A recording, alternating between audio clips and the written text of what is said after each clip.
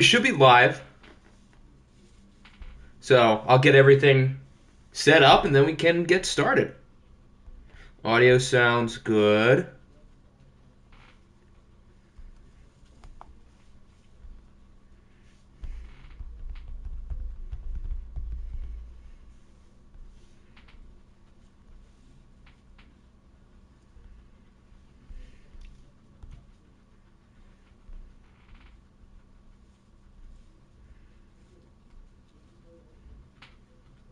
Alrighty, so we've got week 7 and 8 today.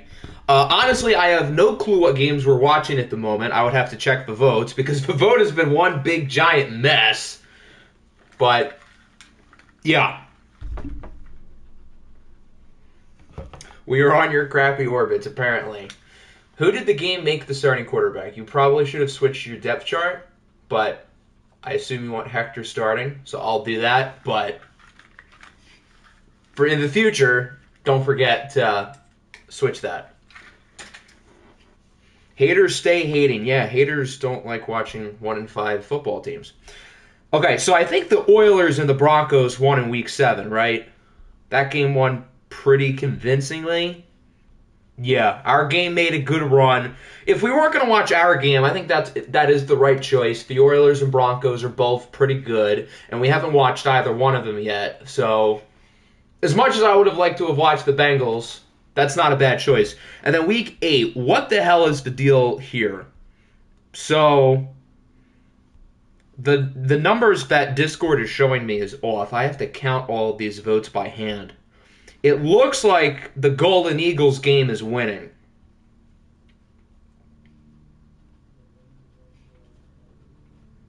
Yeah, that game is up by 1 against the Niners and the Nighthawks. So it looks like that game is probably going to win. But we'll start with the first game, which is the Broncos and the Oilers.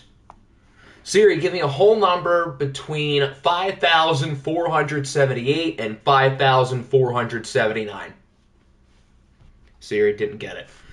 Siri, give me a number between 5,478 and 5,479. 5,478, that's the road team. That is the Broncos. So far, the Jacoby Brissett versus Bailey Zappi duel is winning. Yeah, and just to be clear on something real quick. This guy's pretty good. 124 passer rating. So, just in case you guys don't know how good Bailey Zappi is, Zip and Zappy's kind of good. But, yeah, let's get to Denver.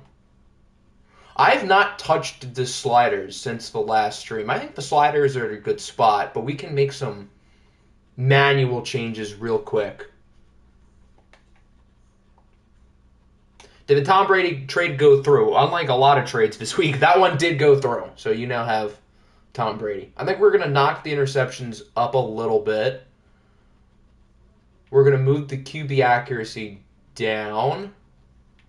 We'll move the pass blocking down. And we'll move the run blocking to 98. Yeah, we'll rock with that today.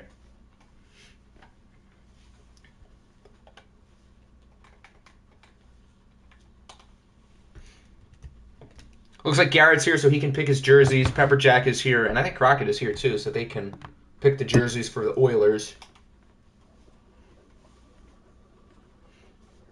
I want the games, but I have to save the league from Danny. What is Danny, a neo-fascist who has come to destroy us? Let's watch your team be crashed. I mean, Trey Lance is good at that as we saw last year, lap dance Lance. So I think when it's all said and done, that's going to be a good pickup for you guys at quarterback. Why does everyone... Oh, it's on Echo. I was like, why does everybody want Echo? But I didn't realize it was already on Echo. All orange for the Broncos. Which ones are those?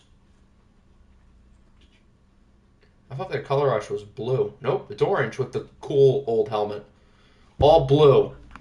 I don't think you guys have blue pants because Madden's lazy, so we'll go with the closest thing to all blue, which is this.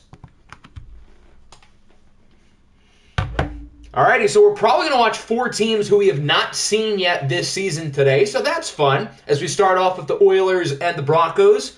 The AFC West looks like the worst division in the league this year. It looks like there's 3 bad teams and Denver. So if everything holds up, we may see the Broncos in the postseason. They now have a new starting quarterback with lap dance Trey Lance, acquired from the Memphis Steamers, who now have Tom Brady throwing the rock for them.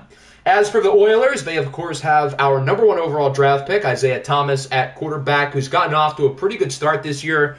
One of their other draft picks this year, Calvin Mentor, at wide receiver out of Friends University, has been an Offensive Player of the Year candidate. He looks like the best receiver in the league right now. So he's not just up for Offensive Rookie of the Year at the moment, but Offensive Player of the Year overall. He has been that good. Looks like the Oilers will get the ball first, so we will get to start off with Isaiah Thomas and Calvin Mentor, along with the Houston Oiler offense. Where's Danny? Probably DMing Candy. I mean, I used the same rules with Danny's trade that I've always done, so I wasn't being unfair. Here's Isaiah Thomas, the rookie out of Clemson, probably? I know he's a Clemson fan, so I would assume he put his player from Clemson, I think. But, yeah, he's had a pretty good season as the number 1 pick. It hasn't been perfect, and the Oilers are on a small little losing streak. But they've got themselves a quarterback, it looks like. What was the problem before the stream? Well, I just had to put all the stuff in. But the thing I'm referring to, at least with the trading, nice sack for Joey Bosa. I think these guys have Joey Bosa and Brian Burns, if I remember correctly. So that's a nice duo, to put it lightly. But, yeah, Danny's trade for Mike Evans didn't pass because he did not have a future 5th, which he insisted he did until he found out that he didn't. And then he wanted to do the deal upping the 5th to a 4th, which would make the package better for Candy and the Chargers. But as I've always done it, the other person has to say they agreed to the trade before I put it in. So I didn't put the trade in yet. Now, if Candy wants to do it, then I will be happy to put it in. But he has not agreed yet. Ooh, Isaiah's wearing gold cleats? I didn't even notice that. Nice. Here's lap dance Trey Lance. He's gotten off to kind of a mediocre start with the Steamers, hence why they traded him away. We'll see what he can do now with the Denver Broncos. Denver also have Kenny Pickett and Brock Purdy on their team. Pickett hadn't been playing all that well, so I think Trey Lance will prove to be an upgrade. Tell us the punishment idea. Okay, so what I was thinking in terms of the voting, it looks like we're not going to watch the Niners game because Mexico City and Tennessee is winning now.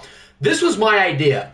So if the Niners and Nighthawks game won and we were to watch that, everybody who voted for that game, except for Giddy and Danny, I'm not going to punish them for voting their own game, that'd be stupid, but everybody else who voted for that game, if the game ended up not being close, like if it was a sim with more than 3 minutes left in the 4th quarter, my idea was that everybody who voted for that game, whether they voted fairly or not, would not be able to vote for the next 2 streams worth of games. I think that'd be pretty fair because it's not like an extreme punishment, but it's also saying like, hey, don't vote for bad games. Although I chose to put the game on, so it is slightly my fault as well. But that was my idea. I think that would have been fair because it's not like a big punishment. It doesn't hurt your team per se. And obviously, they have every right to come to the stream. I still would love to have those people on. It's just that they wouldn't vote just for 2 streams. And then they would get all their voting privileges back after that. So it is technically my fault. I will take some blame. I should have been a little bit more careful in terms of picking games. But the Niners are an interesting team, and they do have an active coach and an active user player. And the Nighthawks are pretty fun, too. So that was my rationale of picking that game. Truthfully, I kind of had a hard time figuring out what the 5th game would be. Maybe I could have just rolled out with 4 games that week or just picked a different one. But that was sort of the 5th one for me.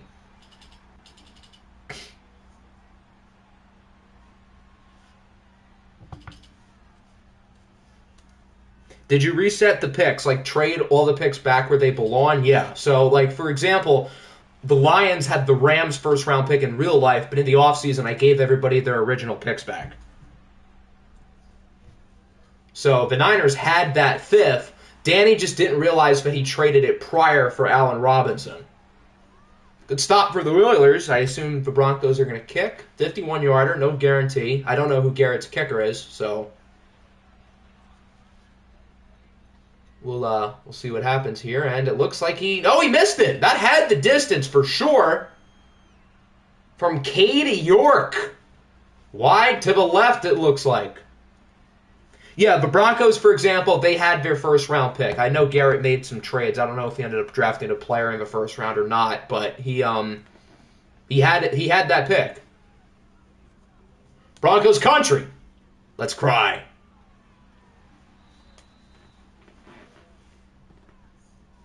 In which case, the Broncos should draft quarterback Kevin Shasha in the first round. That's just value. I mean, if Trey Lance doesn't work out, they could be in the quarterback market, so you never know. Should be a good QB class. I mean, with Bo Nix and DJ Uiagalelei both there, it's sure to be a loaded group, isn't it? I don't think we've ever had Bo Nix in the OFL before because, well, he's never been good enough to get drafted until this year, so that would make sense. There's a nice throw up the middle by IT. He's 4 for 4. Where is Calvin Mentor? I know that's not him. That guy's way too big. Yeah, that's Equanimous St. Brown, who's like probably at least 9 inches taller than Calvin Mentor. Rams, Panthers, Orlando, Dallas, Denver, Philly, and Houston, Baltimore were all better. That's true.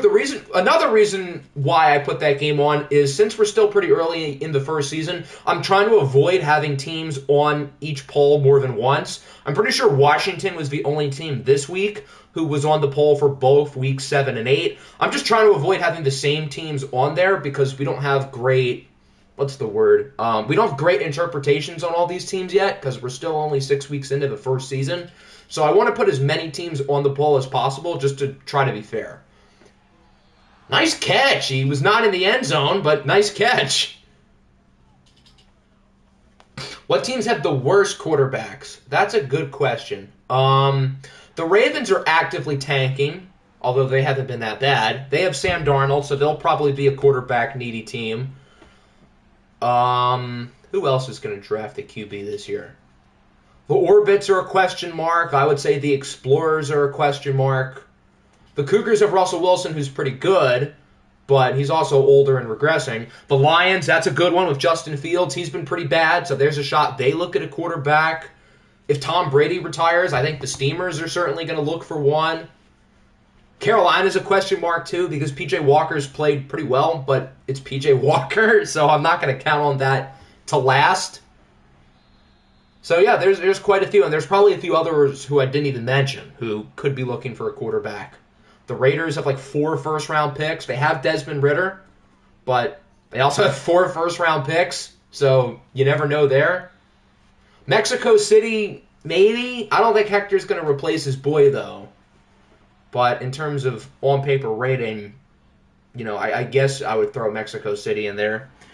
The Jets, maybe. I mean, Geno Smith's had some good games this year, and as of now, it doesn't seem like Little Ja wants to replace him. That could change. But for now, he seems pretty committed, and Geno is under contract. I think Geno signed a 2-year deal last offseason, so I think Little Ja has Geno for another year. London is a possibility. London. Yeah, Aaron Rodgers is kind of old, so they're a possibility. That's true. The Bills, I think you guys are fine. Trevor Lawrence has thrown quite a few interceptions, but I don't think you guys are in a spot to where you want to replace him. But if you do, I'm interested. The Seahawks definitely 100% need a quarterback. Oh, totally. They have that scrub, Mahomey. Yeah, that guy's not any good.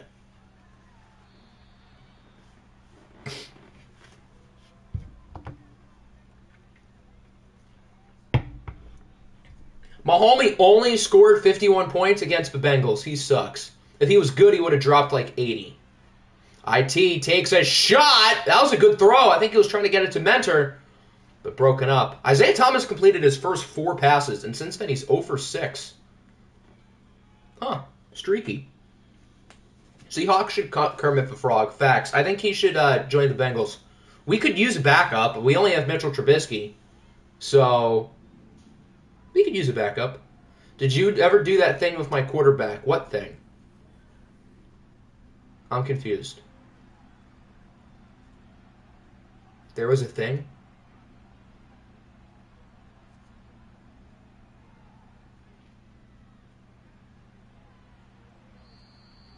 Was it his jersey number? I can switch that before we sit him. I know the Eagles asked for some jersey number changes. I did that before we started. Change him to his true position. Put Lamar Jackson at running back? Is that what you're referring to? I'm confused. Finally made his dream. Steelers here. What's going on?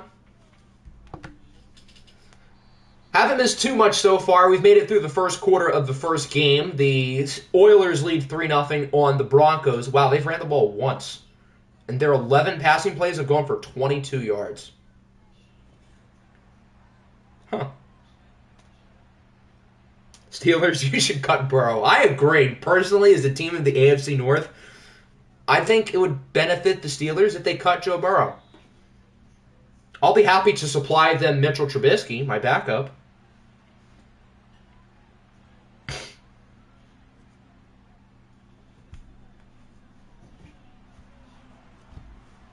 Here's a nice play. Is that Jonathan Taylor? Yes, it is.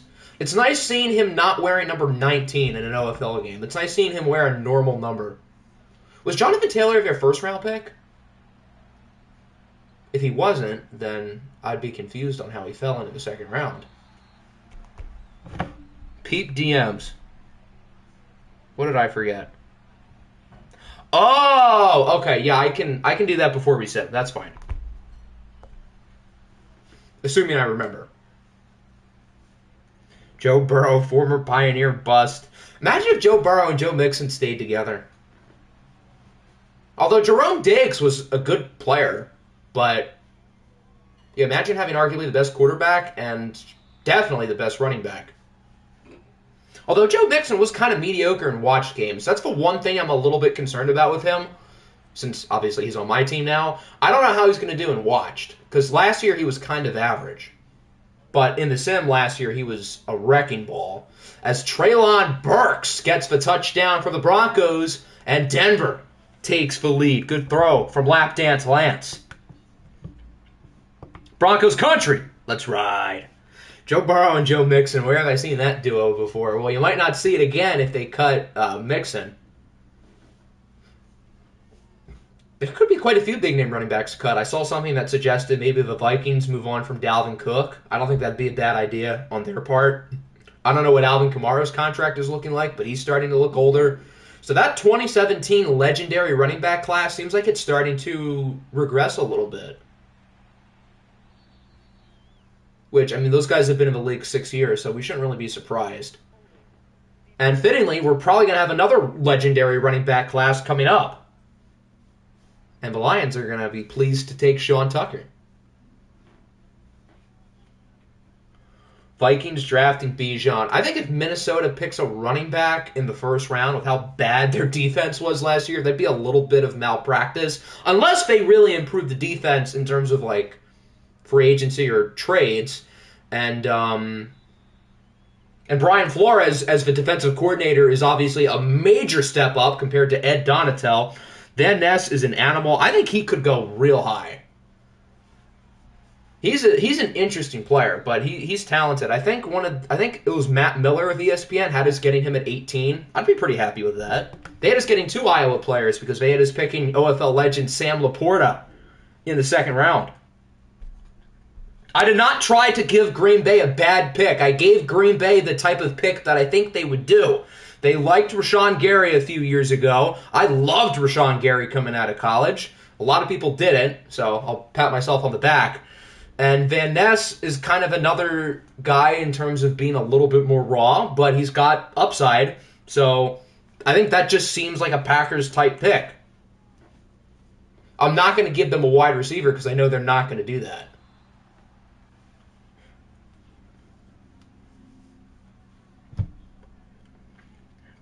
If Greg Roman was still there, he'd tell EDC to draft Bijan. I mean, Bijan and that Greg Roman offense would be pretty nice. Why don't the Vikings trade Dalvin Cook for a defensive player? I think Dalvin Cook probably just doesn't have a lot of trade value at this point. They probably can't get someone that good for him because he's expensive and he's older. He was fine this year, but he certainly took a little bit of a step down. So I just don't think he would have that much trade value. And the same can be said with like Mixon and Kamara and those guys because they're older. And maybe not as much with Mixon, but the other two looked quite a bit worse throughout the year. And even Mixon wasn't as good as he was last year. And they're all expensive. So kids, don't pay your running backs. Nick Bosa and TJ Watt coming off the edge.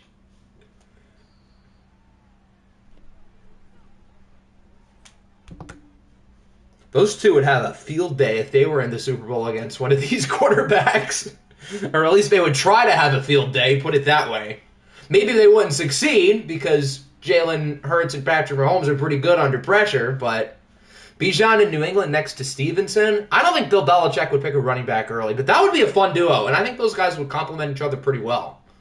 So maybe New England could still pick a running back, assuming Damian Harris is gone. What did TJ Watt do? Oh, nothing. TJ Watt's not a bad guy. It's more so Bosa.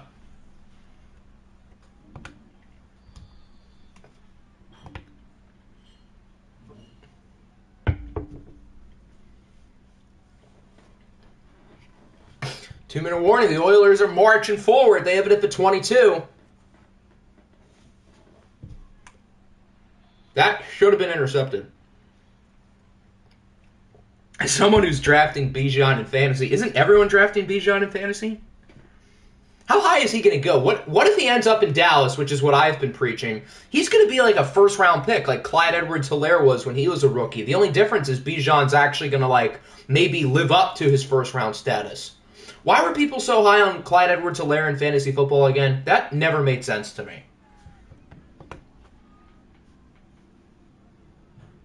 Nick Bosa must be sick. Yeah, he said he's not watching it, so he really feels sick about this.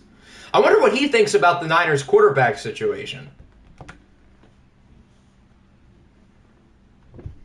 There was like this picture, I think it was after the Eagles game in the locker room with Bosa, McCaffrey, Purdy, Kittle, and Juszczyk. It was the five of them. And there's something notable that those five have in common. And they were just like sitting around comfortably chatting about something. But it was just kind of ironic. Clyde Edwards-Helaire was known as a pass catcher. I mean, I guess that's what got people excited. A good pass-catching running back and a pass-friendly offense. But even so, I feel like that's a little bit risky compared to, like, say, Najee Harris, who, when he was a rookie, he was a high fantasy draft pick. But I think it was a little more worth it because, A, Najee Harris was better, and B, I feel like his role was more defined. He's going to be the lead runner right away. And obviously, he did get a lot of catches as a rookie because Big Ben has a noodle arm. But point remains, Bijan won't get beat out by a 7th-round rookie. That's true, although Pacheco is also not a normal 7th-round rookie.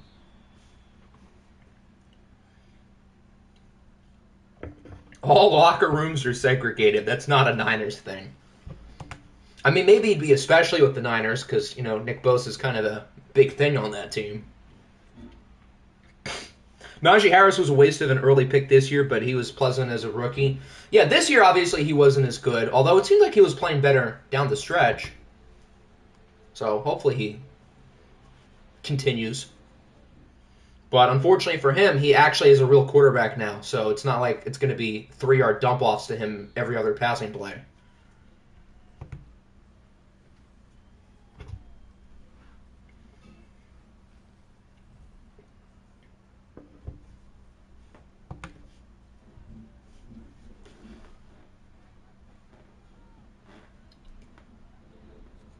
So now the Oilers can take the lead, and they have all 3 timeouts still at their disposal, so there's no excuse not to. Kenny small hands, but big balls, hell yeah. Bosa is praying that Lance is the starter. Bosa hasn't been extended yet, has he? Because I'm convinced Trey Lance is the guy, even if you don't factor in the Brock Purdy elbow injury, Trey Lance is their guy. He's going to start week 1 for them next year. And if he doesn't, then that'd be pretty stupid.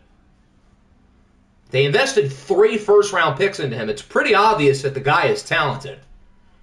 And he hasn't shown that he can't do it. He just hasn't shown that he can because he's played in like 3 or 4 games.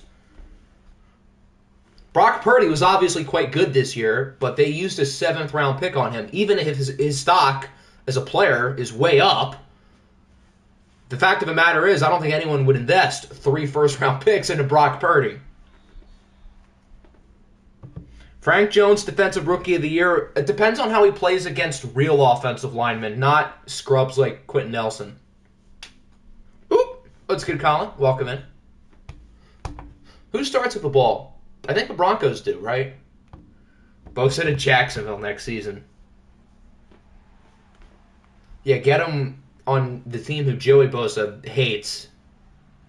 Bosa and DeSantis will get along just great. Oh, those guys will be best friends. Am I doing good, or is this going bad so far? I don't think you've done a whole lot today, but obviously your player through the first 6 weeks is, like, really good. But he's been kind of quiet today. How is Seattle doing? I think they're 3-3-ish. Frank, I think, has like 5-ish tackles for loss, and he had 2 sacks against Quentin Nelson, who stinks. So I don't know if that really counts. And those are his only sacks so far. Kessler Edwards traded. Wow.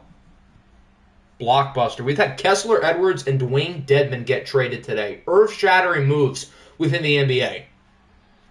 How did the Oilers not catch that? They had 3 guys who could have made a play there.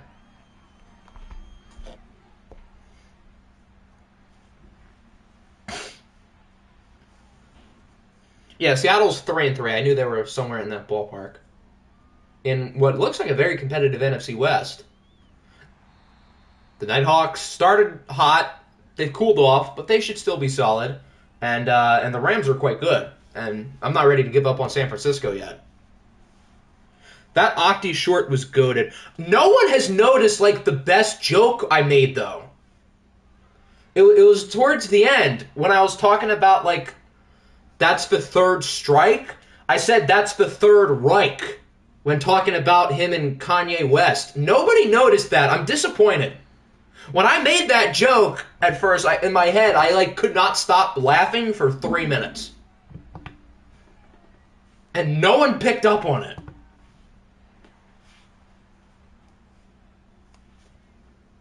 We'll release Lamar, get Nick Bosa, and have OFL Matt Corral as our quarterback. That sounds like a pretty good QB room. Oh, I heard it. Okay, I'm happy someone recognized it, because I was proud of that.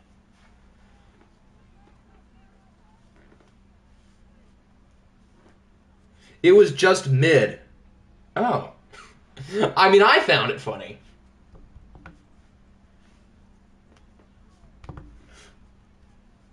But at least people picked up on it. I didn't realize everyone heard it, so that's good. Even if it was kind of corny.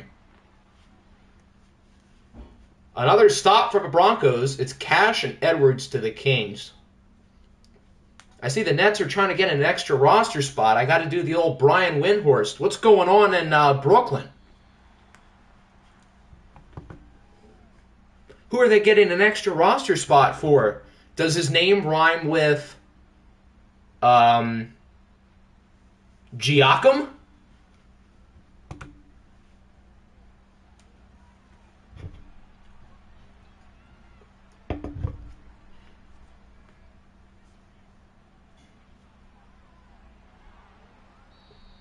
There's a good run for Jonathan Taylor. Gets him out of safety zone. They should probably give him the ball more. It's not like he was a top 15 pick in the fantasy draft or anything. No, totally not. And he's in the zone. Isaiah Thomas needs to take those cleats off. He has been pretty mid today. Both quarterbacks have been. Oh, fumble! Wait, what? Did that ball fly in the air and the receiver caught it? What happened? I mean, good play. Let's see that again. Oh, they're not going to show the fumble, are they? Oh, here we go. Yeah, the ball floated in the air. Oh, I thought the receiver caught it. That would have been funny. For fun, over under Lamar rushing yards, he averages about 26.5. We'll go over. We'll say over. And then Matt Corral over 2.5 touchdowns. That looks like a good bet. Although the Rams are a pretty good team, but more so on offense. Off the top of my head, I don't even know who the Rams have on defense. But we have to somehow stop Cooper Kupp, who is a machine in Madden Sim, and I'm not really looking forward to doing that. I feel like we have a better chance of beating the Rams in watched than in the Sim. So I don't have a great feeling. I'm kind of banking on our win today being in Week 8 against the Steamers, and I don't know what to expect with them now that they have Tom Brady. So that could be a tough one.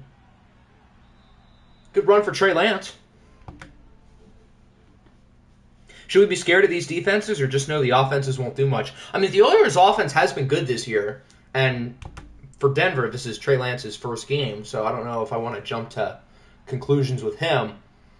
But I would say it's more so both offenses being just kind of mid. Neither quarterback has looked all that impressive. Jonathan Taylor is playing well. Nick Chubb over 108.5 rushing yards. And what is the yards per carry line set at like 8? Because Nick Chubb is just an absolute machine. Curious to see what he can do when he actually gets touches. Because I assume his yards per carry is going to come down. I would think. Otherwise, we can just hand him the MVP. Will Trey get his lap dance today? He hasn't earned it. I mean, it seems winning, but I wouldn't say he's earned it. Great throw, Trey. Oh, that actually kind of was a good play. Trevor Lawrence under half of an interception. He hasn't thrown a pick in like 2 or 3 of their 6 games. It's just that the ones that he has thrown interceptions, he's thrown a lot. I mean, he had, 4 or 5 in the watch game?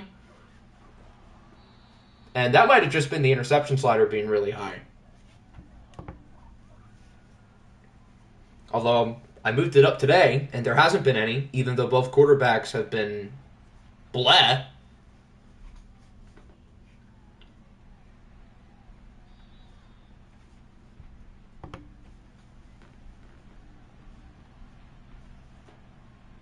But if Denver scores a touchdown, they'll be in a good spot here. Up by 8, although that's not going to help. If we actually go 2-0 today, I'll have... You know what? I'll do the same thing. If we go 2-0, I will be on light mode for 24 hours. I'll do it too. Trey Lance over half a lap dance. So the Broncos better win then. Or else he won't deserve it. Is that Nick Bosa in the zone? That's not a surprise, considering Trey Lance's race. So I guess that would make sense. My opponents are the Rams and the Steamers. The Rams, I don't think we're going to beat. Memphis, I think we can. So, I mean, it's possible we go 2-0, but there's also a chance we go 0-2. So, with our team, I just have no clue what to expect. Although, you could say that about most teams in the league. I like the amount of parity we've had. It feels like everybody's pretty even, which is exciting. There isn't anybody at the top who's like a clear, yeah, this team is really good. Frank Jones under 2.5 sacks plus TFLs. I would say under 0.5 sacks and TFLs. Who does Seattle play again? I know they play Washington next week. Oh boy. Thomas takes a shot, and it's incomplete. Nick Bosa should automatically be in the zone and always stay in the zone when facing a non-white quarterback if the realism. Madden's got to add that next year. Come on, EA. We know you want to do it. If you want to make your game realistic, I'm just saying. I didn't even realize this is the Bosa battle because the Broncos have Joey Bosa. And the Oilers quarterback is also black. So, wasn't Joey in the zone earlier? He might have been. I haven't been paying attention, and it's already the 4th. Yeah, this game's going quick. I guess that's what happens when both quarterbacks are, like, not good. The Bosa brothers facing non-white quarterback explains the struggles. I guess that's why they've both been kind of bad. There's Jamal Williams. He's been good. They should get him the ball more.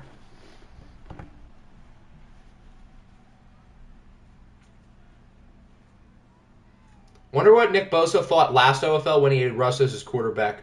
You know, there's a reason why. Did Russ ever win a playoff game with you guys? There might have been some sabotaging in there at some point during the playoff games. And if you're to point a finger, although they didn't win a playoff game without Bosa that last year when he was gone, so. No, wow, Russell Wilson was so good, and he didn't win anything. Yet Matt Corral won 2 playoff games with the Browns as a rookie, so who's better? I'm taking the guy who also has an OFL Bowl MVP. And if all goes well, might add another one.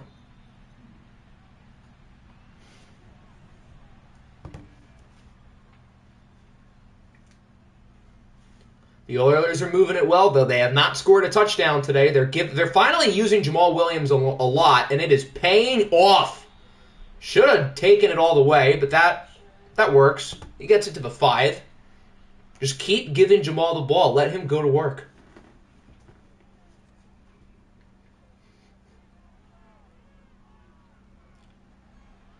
Or that works too. I don't think he's in, but he's at the 1 as Landon Dickerson is hurt. I feel like I'm playing a game of the Eagles franchise last year all over again.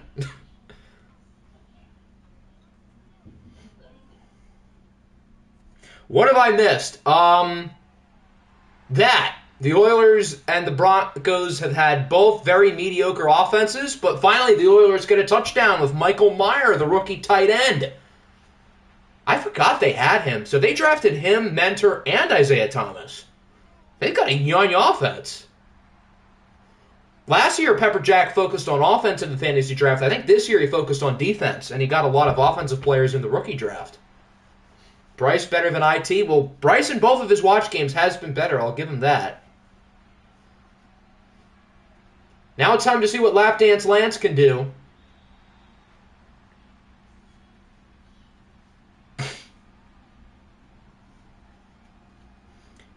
If we did what we did all season and let Russ sling it downfield, we would have won. You're probably right. I won't argue against that. I remember the game against the Desperados where, yeah, the defense was great. And the Desperados... No, it wasn't the Desperados. They're this year. Who was it last year? The Diablos. The Diablos upset the Dolphins in the first round, and then the Browns in the second round. That was such a weird playoff run. How did the Diablos beat both of those teams? That was the year the Aviators won, with Matty C. leading the way. That was such a weird playoff run, though.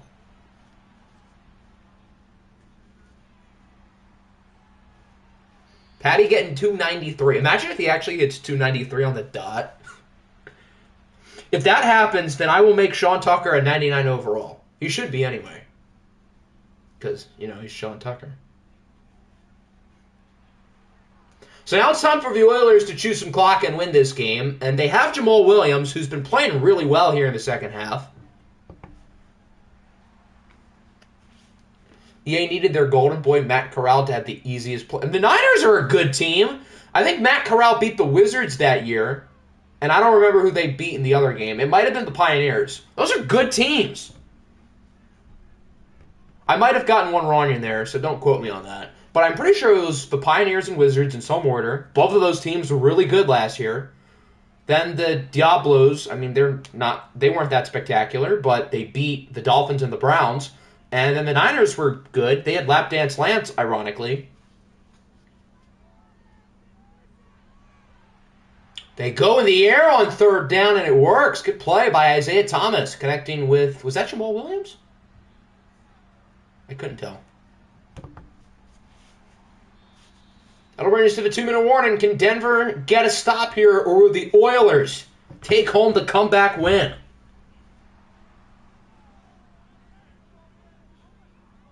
Denver looks like they're going to send a ton of pressure here, as they should, because they're probably expecting a run. The Oilers aren't really in field goal range. If they don't get this, unless it's like a 4th and short, like a 4th and 1, they should punt.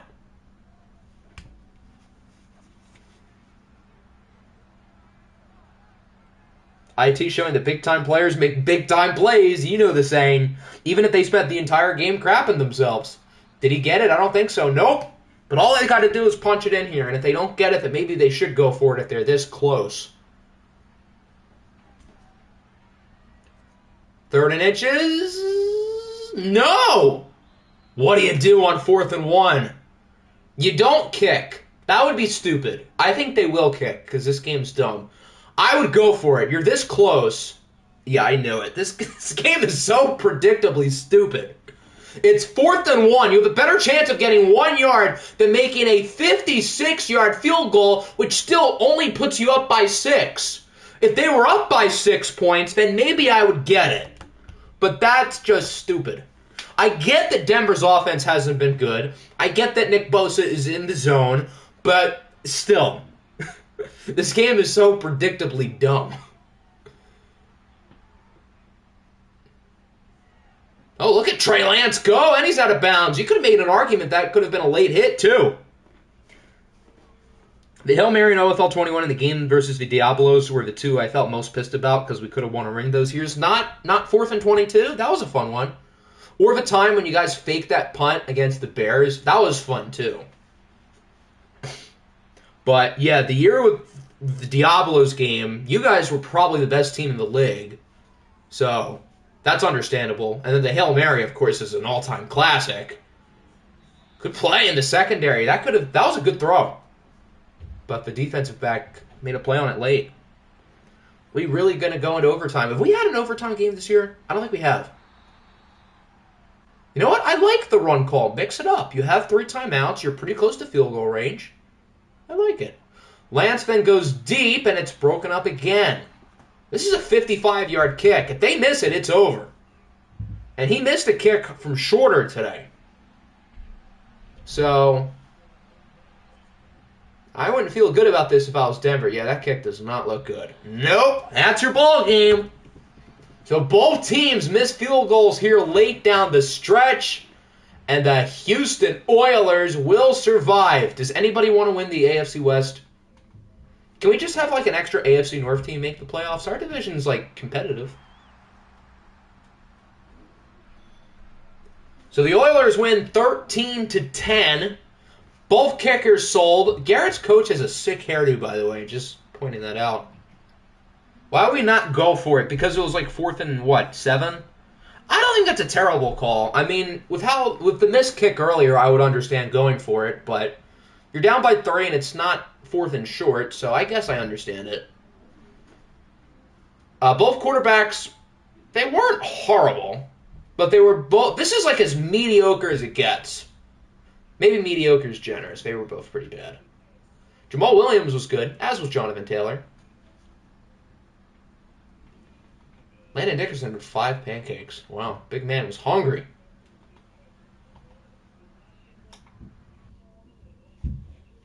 All right, so we'll adjust the sliders a little bit before we sim. 3.6 yards per completion. That's terrible. Sorry I was late. Nuking, Ohio. Thank you for nuking Ohio. We appreciate it.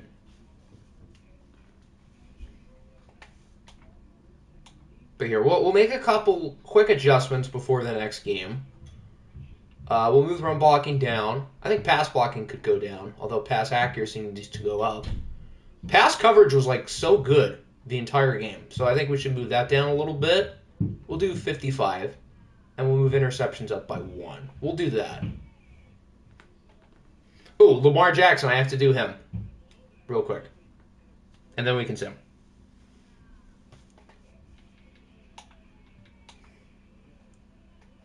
Why am I in hell now? Cleveland has always been hell.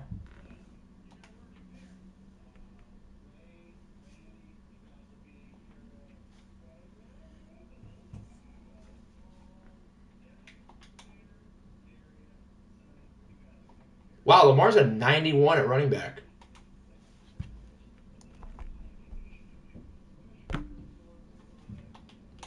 All right, now we can sim.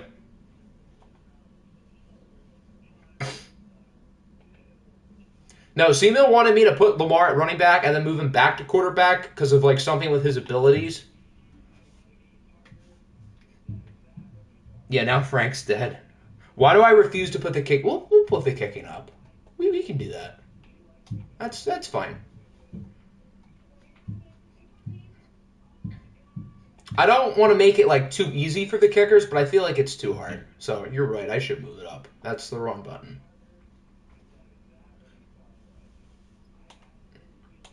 Oilers are washed. The Oilers just won. I get they didn't play all that well, but oh, it's 150. I think the power should go up a little bit. I usually like having the power up and the accuracy down, but I think accuracy is kind of the issue here. We'll do 69. Nice. There we go. All right, we'll go back to the Broncos since we usered them. I think it's fair that we're on them.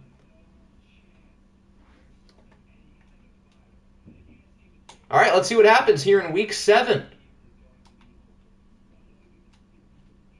Go team. If we keep it a one-score game, I'll be content. Did we go through Week 1? As in like the first week of the day? We're about to right now, so came at a good time. The Colts beat the Ravens 24, I can't read, 27-11. What a weird score. Okay. Kirk Cousins was good. Sam Darnold is helping out the tank. I guess he wants his USC buddy Caleb Williams to join the club.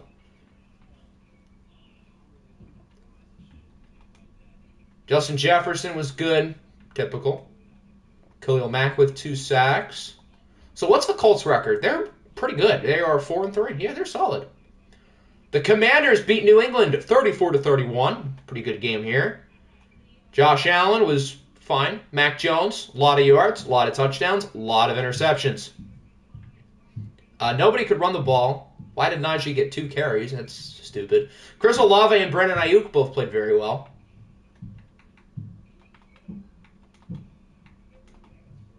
And Stephon Gilmore had another 3-interception game.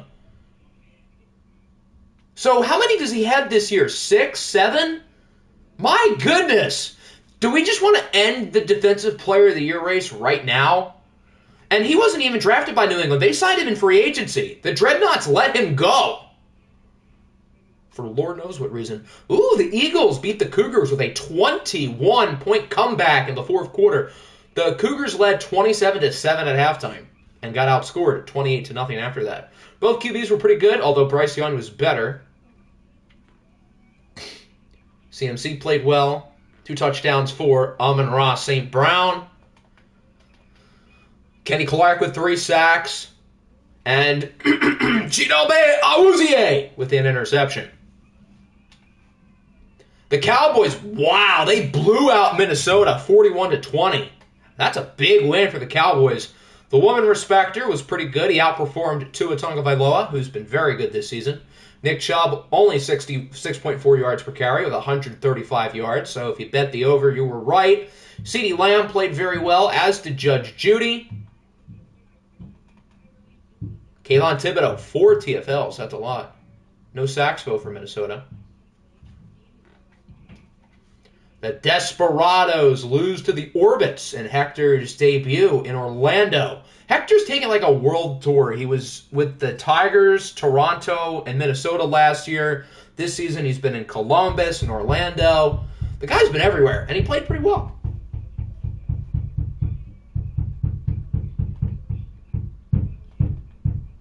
Joe Mama, 2 TFLs. Good game for him. The Dreadnoughts lose to the Monarchs 31-24. Aaron Rodgers was good. Jalen Hurts was... Who's Banyan? I don't know.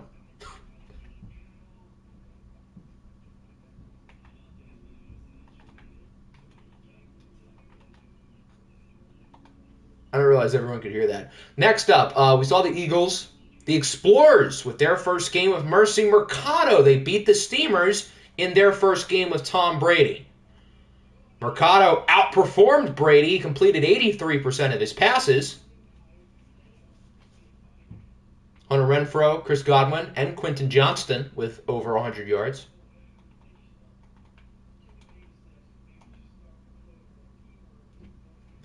The Niners, we almost watched this team. I think we dodged a bullet, guys. I think we did. Joe Burrow played well. Travis Flight did not. Tyler Algier did. Alan Lazard, Lizard Man, with 100 yards. Why are we trash? You guys won.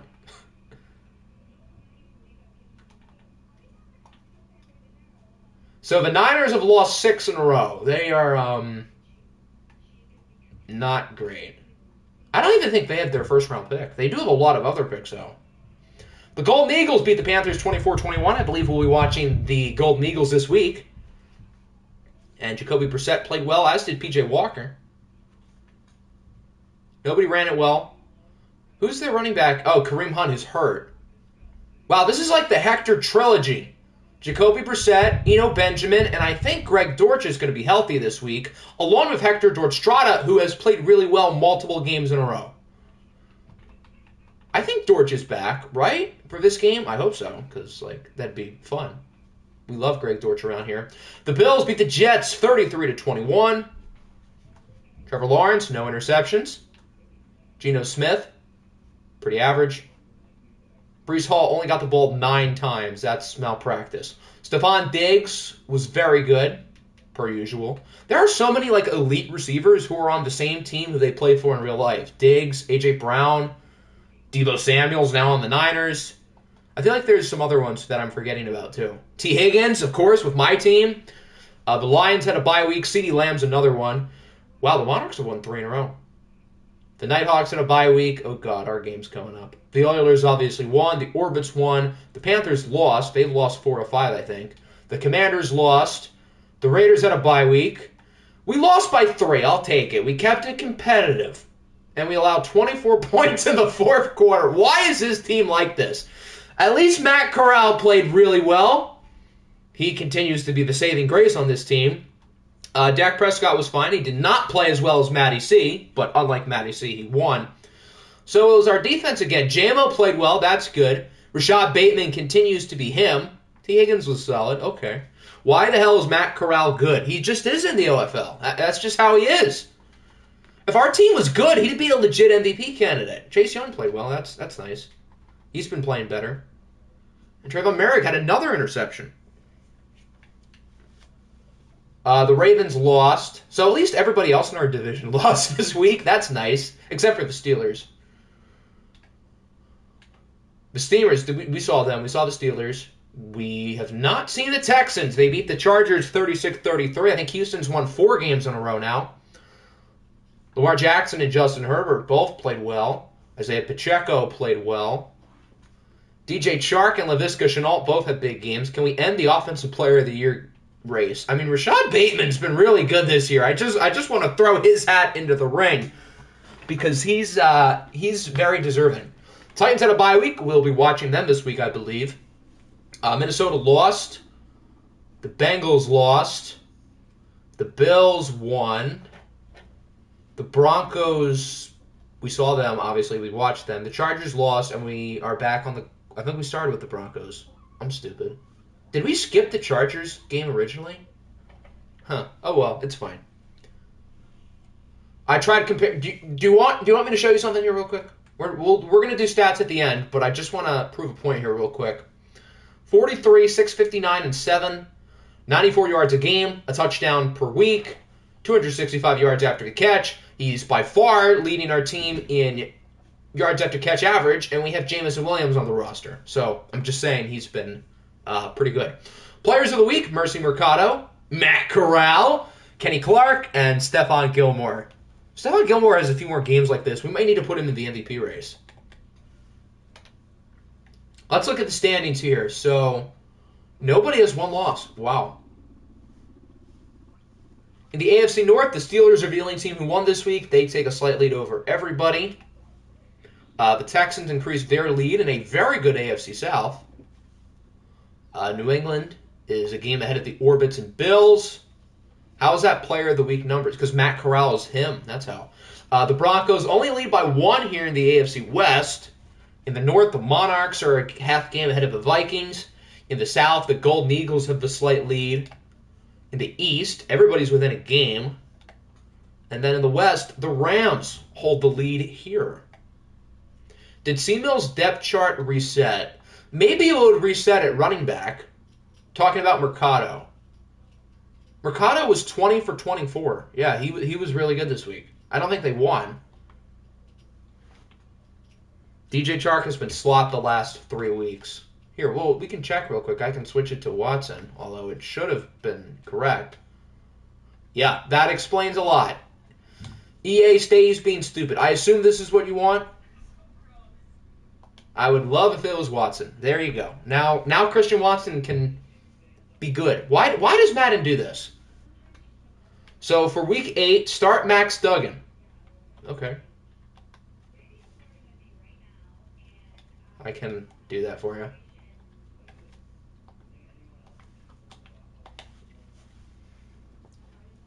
Frank was right about the Niners. Yeah, I guess Frank was right.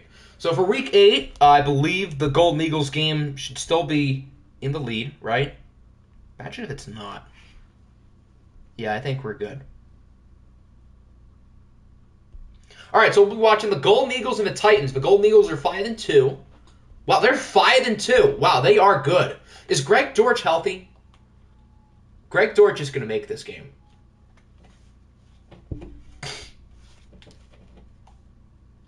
Come on, Greg. No, he's out for another week. Why? I wanted to watch Greg Dortch today. The Titans are 3-3, but I think they're a little bit more compelling than their record suggests because Bailey Zappi has been awesome through 4 games. Siri, give me a number between -4 and -3.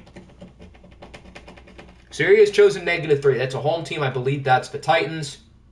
Deuce DM'd me earlier saying that in the event that he's not here, he would like Hector to pick his jerseys, but I don't think Hector is here either.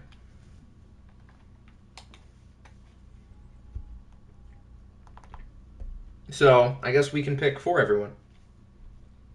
Imagine if we had the Titans wear the Oilers jerseys today. That'd be ironic because we just saw the Oilers. I'll pick the jerseys then. Okay, so for the Golden Eagles, what colors are all their stuff? What color are their home pants? Probably white. These are not it. Well, all whites just are not good. What about all red? Yeah, we gotta go all red, don't we? Yes. Yes. All red. I like the idea of having the Titans go all blue. All red versus all blue. Do I have any objections? The Golden Eagles jerseys look like a bottle of like sauce. Okay, everyone likes all red versus all blue. Good. The Bloods versus the Crips. Oh my goodness, yes. That's what we're rocking with, I guess. And this game's on primetime. So that's fun. As we have the Mexico City Golden Eagles against the Tennessee Titans on Sunday Night Football. The best player on the field will not be on the field. That's Greg Dortch, who is currently injured. But Zip and Zappy is probably the second best, so we get to see him. The Titans also have a guy named Derrick Henry in their backfield. So he's pretty good. Frank wants an apology video. I don't think Frank's getting it. He has 1 game with a sack, and it was against Quentin Nelson. Hector Dortch tried a season instead. Danny hasn't been in the stream once. Huh. I guess you're right. Unless he's been here and hasn't said anything, which, if that's the case, hi, Danny. Hope you're having a good day.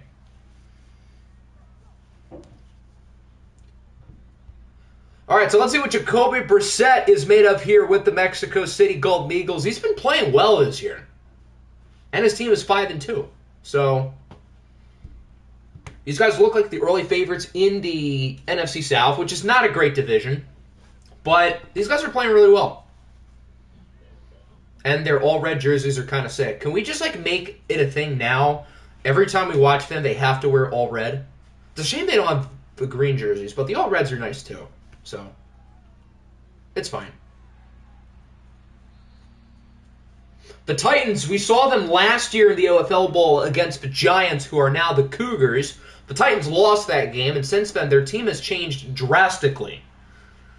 Mac Jones and Devontae Smith are amongst the notable names who are gone. They still have Derrick Henry, and they have Zip and Zappy at quarterback.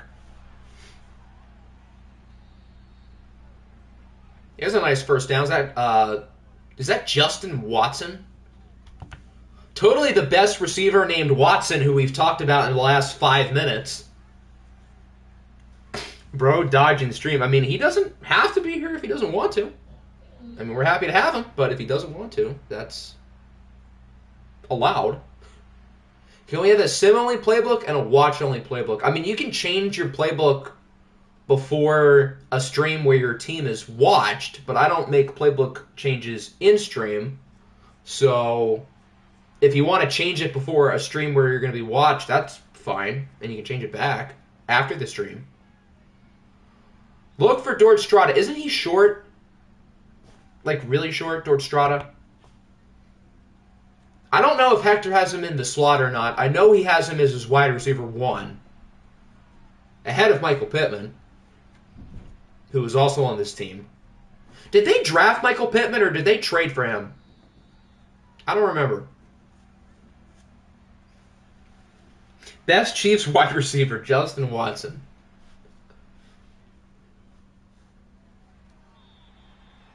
Titans defense has made some good plays on the ball early. Frank is the mayor of Cincinnati.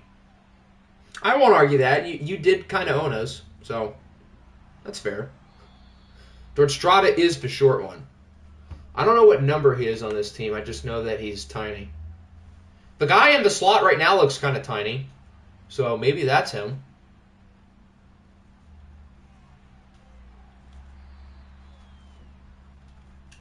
There's Juice. Kyle Juszczyk. Does he actually get touches on this team? Number 6, it looks like. Okay. I thought he wore a big number with the orbits. I don't know what it is now. Although I guess we'll see if he is number 6 if we get a close-up. 3rd and 7. Jacoby Brissett under pressure. That might be a roughing the passer, although it doesn't matter. They scored the touchdown. It's Kyle Juszczyk. They're going to call Chris Jones on the late hit. Yeah, this team is Chris Jones, too. Along with a really good safety tandem. They have Justin Simmons and Minkah Fitzpatrick. So yeah, Chris Jones gets called for the late hit. It's not going to matter as they score the touchdown. Who caught the touchdown? Oh, it was Juice. I'm stupid. I just said that 20 seconds ago.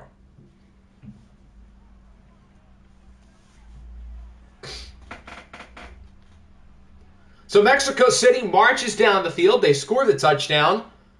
And now it's time to see what Zip and Zappy can do with the Titans. Their receiving room is pretty bad. I think Rashee Rice, who's a 74 overall, is their wide receiver 1. I think their other starter is Tyquan Thornton. I mean, he's fast. But, yeah, their skill position group is not the greatest. Deuce has pretty much depleted their wide receiver room in order to get other stuff like draft picks and whatnot. So it's not like he's done it for no reason.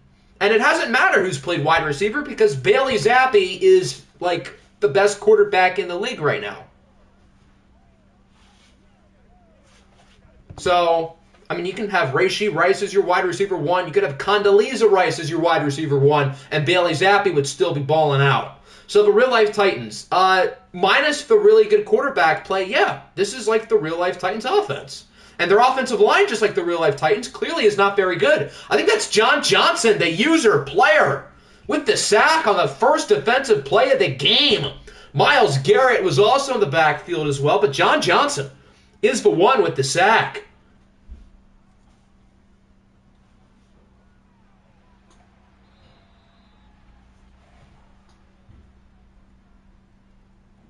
Manifesting a Max Duggan Hall of Fame game.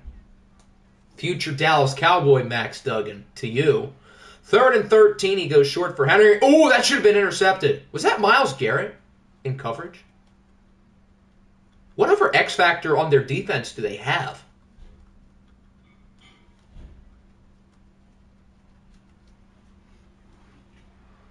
So Mexico City looks pretty good early. They march down the field, and then their defense forces a 3 and out. So, I mean, you can laugh at Hector picking Greg Dortch in the 4th round all you want, but this team is good. You never showed who got the interceptions, did I not? I can do that afterwards, if you want.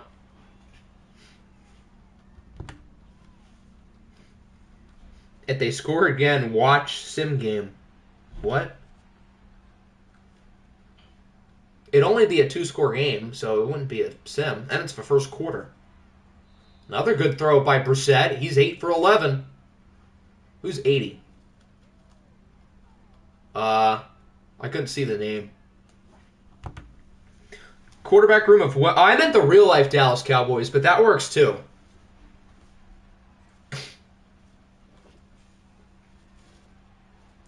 What was that? What kind of coverage is... Okay. Michael Pittman with about the easiest touchdown you'll ever see. Oh, I forgot they have Jameson Crowder. That's right. I should have remembered that. Jacoby Brissett is dealing, and that was like just horrible defense. So Mexico City continues their great early start. A quick 3-play, 69-yard, nice, drive. How is it a 69-yard drive, but Jacoby Brissett has 68 yards when they threw the ball every play? That doesn't make sense, but okay. Was that Eli Apple? That might have been. Who has Eli Apple?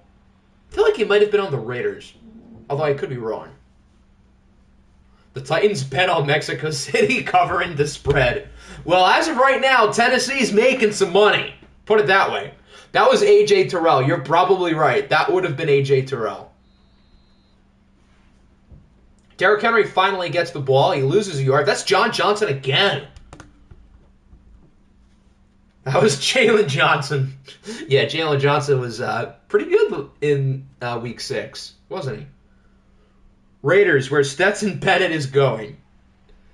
Yep, the Raiders love their criminals, so he's a perfect natural fit within that organization.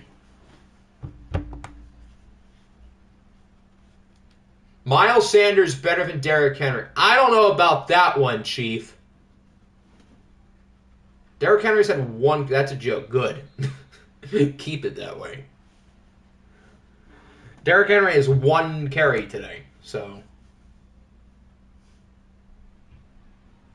Yeah, that's more like Derrick Henry. Has no blocking, and he still gets 9. Who else loves criminals? The OFL 22 Vikings. Stetson Bennett should be in Minnesota right now. Naruto, get on the damn phone. Although with the whole Joe Mixon thing, my team is starting to become the OFL 22 Vikings, so maybe I should get on the phone with Mexico City and try to pry away Mr. Bennett. First quarter in the books, it has been very one-sided with the Golden Eagles up 14-0. I guess everybody who wanted the Niners and Nighthawks game doesn't look so bad right now. Although it's not that this game has been bad, it's just that Mexico City looks really good. So it's not like both teams are playing horribly. Or it's not like one team is playing really badly and the other team just looks mid. It's that Mexico City looks legitimately good. Joe Mixon is actually a future Cowboy. Khalil Shakir is hurt. He's another one of their, I guess, starting receivers. If you can call them that. Titans fans reading the script of OFL knowing they get rid of all their receivers. The same Niners that lost by 32 last week? No thanks.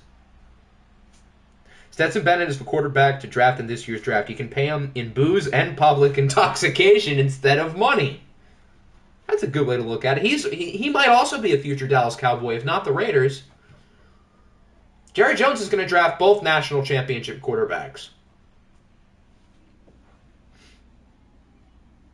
He's going to draft the one from a Christian university, and he's going to draft one who's a cheater. Or not a cheater, a criminal.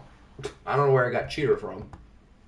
Although Stetson Bennett's practically a cheater because, I mean, Georgia's probably given some money to the players on that roster.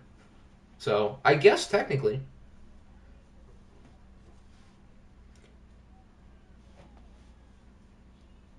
Third and 11, flag. Could that be a late hit? Is there a tight end, Chigo Conquo, the Titans? Or do they have, like, some other probably scrub there? It's a holding call, so this one will probably be... It could be accepted. No, it's declined. Okay. I would have considered accepting it. Because I would trust my defense to get a stop on 3rd and 21 at, like, the 40-something. And then the Titans might have to punt it. Instead, they'll take the 3 points. They're on the board.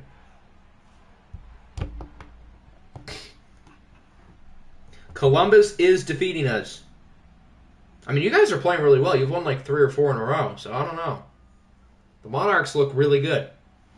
I speak for all of us when I say we want a Monarchs and Golden Eagles NFC Championship. The Games versus Hector for a spot in the OFL Bowl. Who says no? I'm in.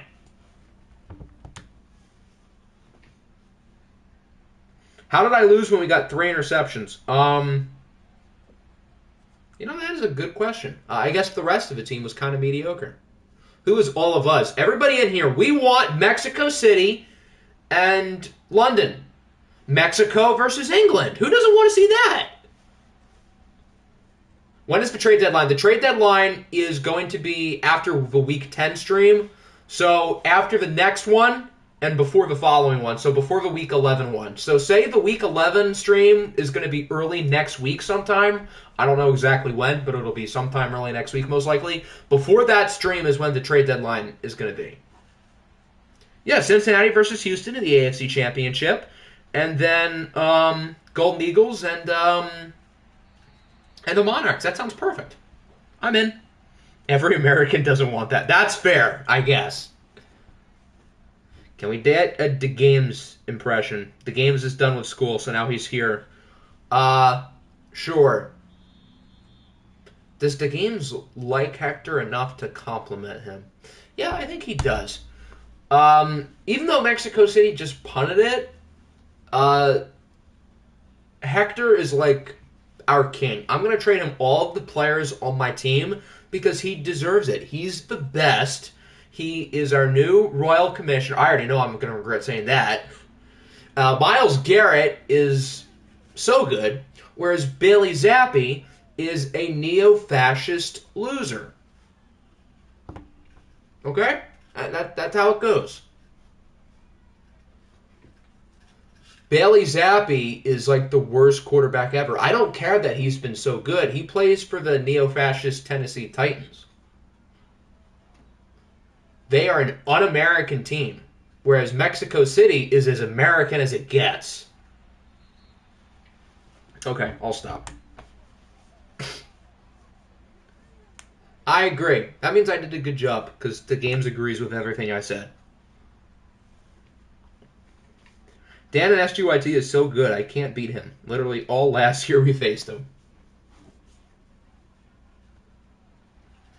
If the Titans can score here, they can get themselves back into the game. And Tennessee starts with the ball in the second half, so they're not out of it.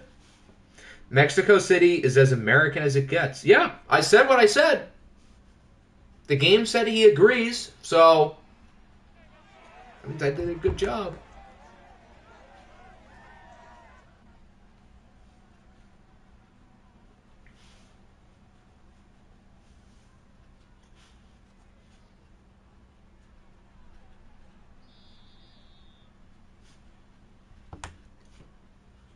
Keep feeding number 22 and get out of the way. That seems like a good idea. Or let Zip and Zappy get to work too. He's starting to play better.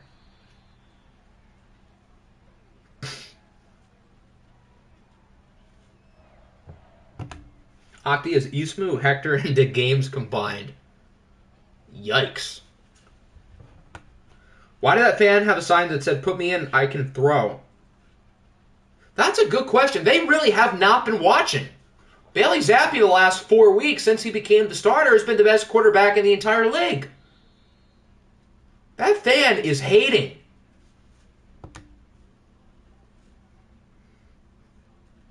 I think I speak for all of us when I say we want a Nickinator versus Nick NFC Championship. I don't know. I think London and Mexico City would be pretty cool too. That might be a DPI. That would put them at the 1. Yup. Oh, wait. That could have been an illegal touching, too, because he's kind of stepped out of bounds. Yeah. Yeah. Marquez Callaway got out of bounds and back in. Can't do that, kids. The fan is an undercover Golden Eagles fan. Well, their quarterback has been good, too. As Derrick Henry has stopped short right in front of Coach Hector on the sideline. So Tennessee's going to kick. It's a one-score game now, assuming he, makes the kick. I think I speak for all of us when I say we want the rest of the league to just forfeit and give the Steelers a ring because their coach is so amazing. I think I speak for everybody when I say the Steelers are going to lose every other game the rest of the year, and Joe Burrow, the neo-fascist himself, is going to get cut. I prefer that one. I don't know about you guys, but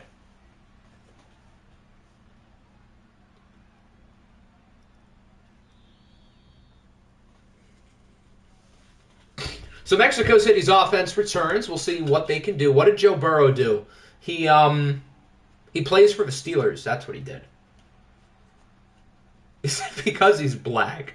Totally. Mexico City has 2 timeouts. When did they use their first one? Oh, probably after they got the stop on 3rd down on defense. Okay, that would actually make sense. Well, they still have 2 in their back pocket. You're painting my Steelers in a bad light. I speak for everyone. I say we want the Steelers both in the NFL and OFL contracted from the league.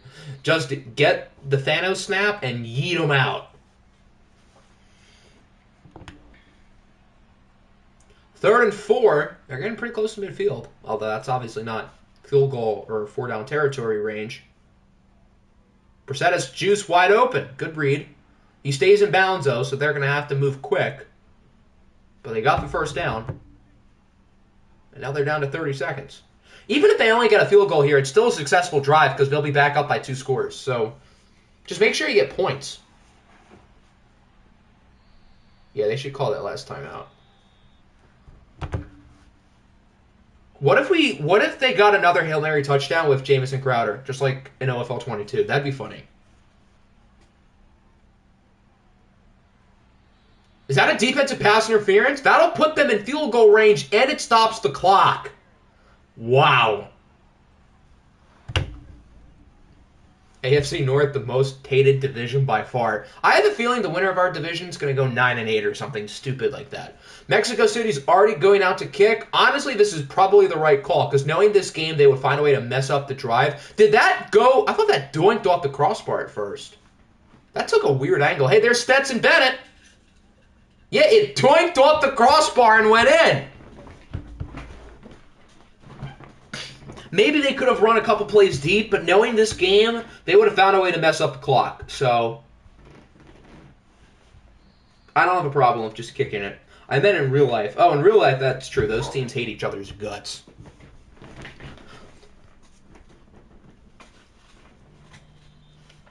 And they all, I guess, have reasonable reasons to be hated. Steelers and the Ravens are usually good. The Bengals are good.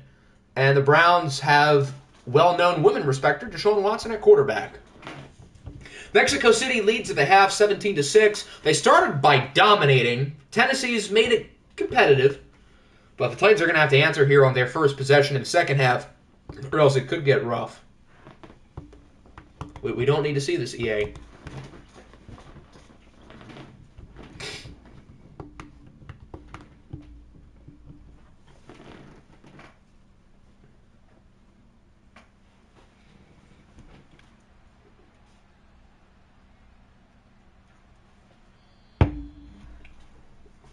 Tennessee has not found the end zone yet. This would be a pretty good time to change that, being down by 11.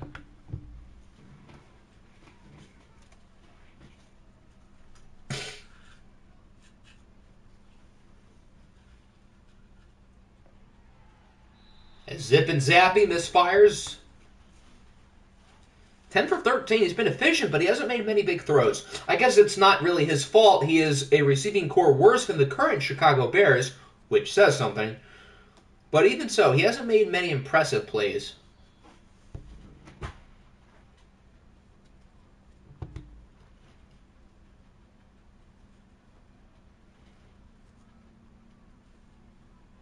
Third and 7, quick throw. That'll get the first down. Steelers are the best. Not in OFL, though. They could be second best in the division, but not number 1. The Ravens wide receiver core is better than this. They have Rashad Bateman, OFL Bengal legend. Titans hanging around like herpes. Okay. That's a quote, all right. Ravens already have a Pro Bowl quarterback on their roster. They should trade Lamar and replace him with Tyler Huntley. Tyler Huntley has more touchdowns in the Pro Bowl than he had in the entire season. Ooh, wow, they stopped Derrick Henry. Good play. Denzel Perryman. Tyler Huntley wasn't even the most deserving quarterback in the division. Yeah, Deshaun Watson probably should have gotten it over him, although we don't like Deshaun Watson, so we're not complaining. Kenny Pickett certainly deserved it more than him. You're punting? Yeah, they had it at like the 40-something. So, I don't blame them. If they go for it on fourth down and don't get it, then, well, they're kind of screwed.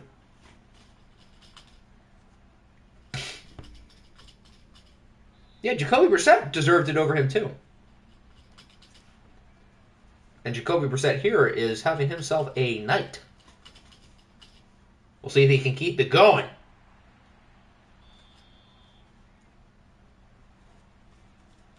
Me with 3 Watson jerseys in my closet now. Are they Texans Christian Watson jerseys?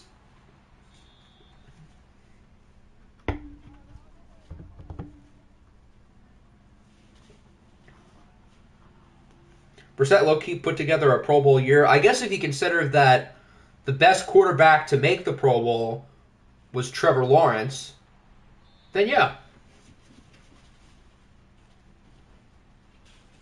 Of how the entire NFC roster was like the most mid quarterbacks you could find, with Kirk, Geno, and Goff. Like, none of those guys are bad, but are any of them top 4 quarterbacks in the conference? Probably not. I have O.J. Simpson jerseys. Wow, you must have a killer jersey collection. On 1st and 20, the Golden Eagles get the first down. Wow.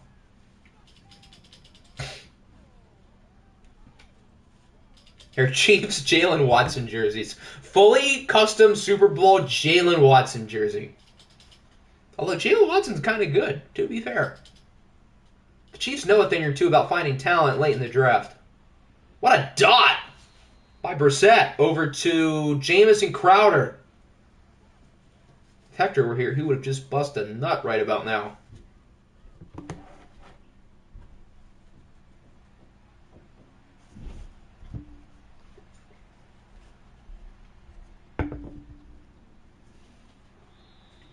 That's not even Eno Benjamin, that's Juszczyk. I think Kyle Juszczyk has the most carries on the team, with 3. They're using him as their running back more than Eno. Yeah, that's Eno's second touch of the entire game. Going to work out. Well, have fun. 3rd and 6, Tennessee gets the stop. I liked Watson before the allegations. Who didn't? Deshaun Watson seemed like a really good guy. And, oh my goodness, they're faking it! Okay, well, as I was trying to say, Deshaun Watson was a very likable guy, and I guess we don't have, like, full proof that he did it, but it seemed like he probably did. But beforehand, he seemed like a good dude. I liked Watson after the allegations. Okay, then.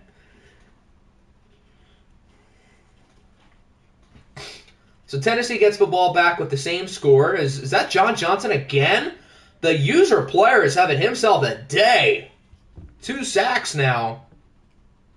Who do they think they are? The OFL 20 Cardinals?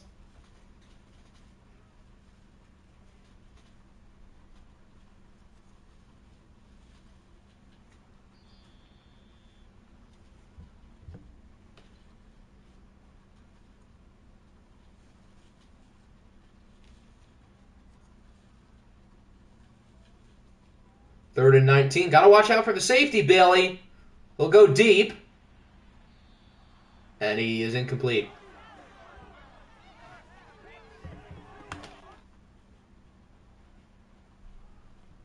Don't think I'll ever dislike Deshaun Watson. I've been a fan for so long. Yeah, if one of my absolute favorite players did something like that, I could see how it would be hard to just flip a switch and dislike them.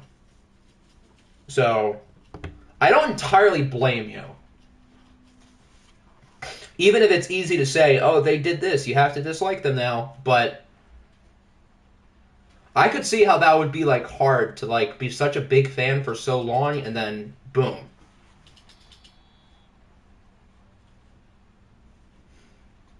He was such a genuine guy and you'd think he'd never do something like that. I mean, yeah. Before, like, at first when the stuff came out, I was convinced he didn't do it because he seemed like such a great guy. And then all the evidence came, and it was kind of hard to think he didn't do it. Although, again, we'll probably never truly know.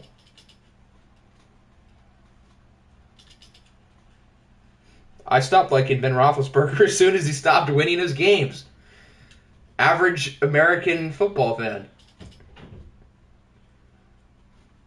Although, even at the end, the Steelers were still winning, to be fair.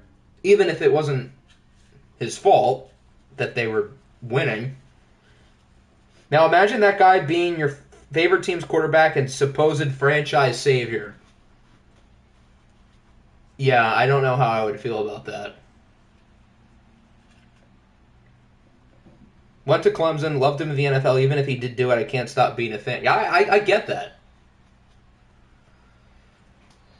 Even though, again, I understand the moral dilemma. Good sack by Kwity Paye. No score change going into the fourth quarter. Hasn't Mike Tomlin never had a losing season? That is correct. They won 4 games I think it was 4 games in a row this year. It might have been 5 to end the season, and he's never had a losing season. Mike Tomlin is the most underrated coach in the NFL. Even if, like, he's not perfect, but the guy wins games, and the guy's consistent, even with questionable rosters at times. And obviously a lot of, drama over the last 15 years in Pittsburgh. So even if he's not perfect, and he's maybe not doing the smart thing by keeping his offensive coordinator around, the guy's consistent. And he has a Super Bowl ring. He should have 2, but, Aaron Rodgers exists. Boo-hoo.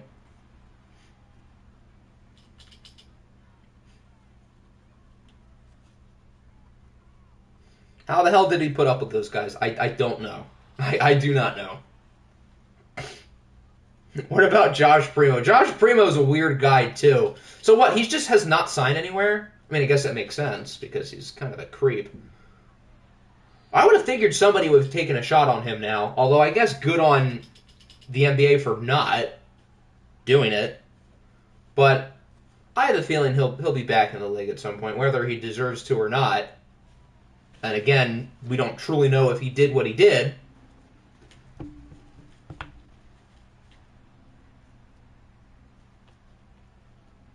Bell's not a nutcase in comparison to Antonio Brown, but Bell is maybe not the guy I would love to have in my locker room either. Put it that way. Oh, okay. Well, I guess that explains why. I didn't realize he was, like, recovering. So, I guess that explains it. So what, is Mexico City challenging if he got both feet in? Yep. It looked like he did. 1. So what, maybe they think his toes were out? I guess that was kind of hard to tell.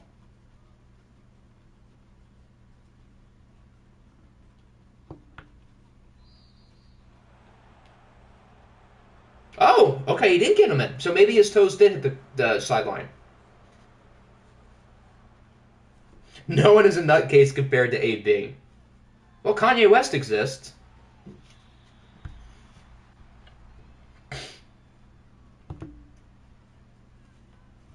Watson denied Primo was like, yeah, I need to work on myself. Yeah, Primo, before the stuff came out, he did start it off by saying, I'm not going to play because I have stuff. He obviously didn't explain those stuff, so I guess that is probably why he hasn't signed somewhere. I guess you're probably right.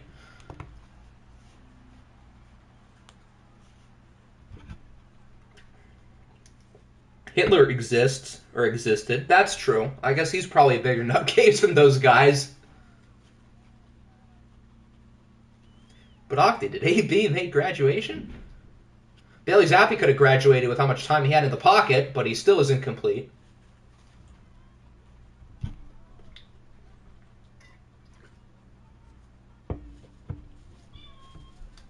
Primo can come back to San Antonio once he works on himself. Well, they cut him, so he probably wouldn't go back to San Antonio, I would think.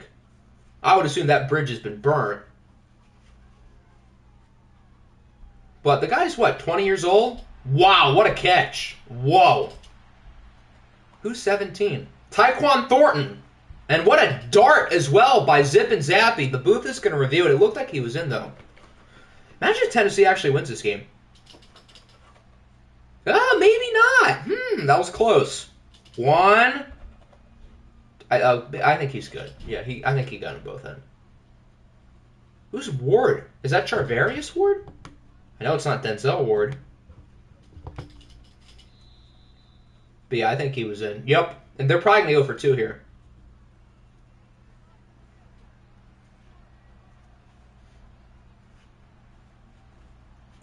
Trying to make it a 3-point field goal deficit. And they go with the jet sweep to the tight end, and it works. So who is their tight end? Because I've seen 85 make a couple plays. Oh, 85 is Rashee Rice, so it's not even a tight end. Okay. Would y'all let John Jones kick you full force in the face every day for $500K? Would I get $500K every day or $500K just at once?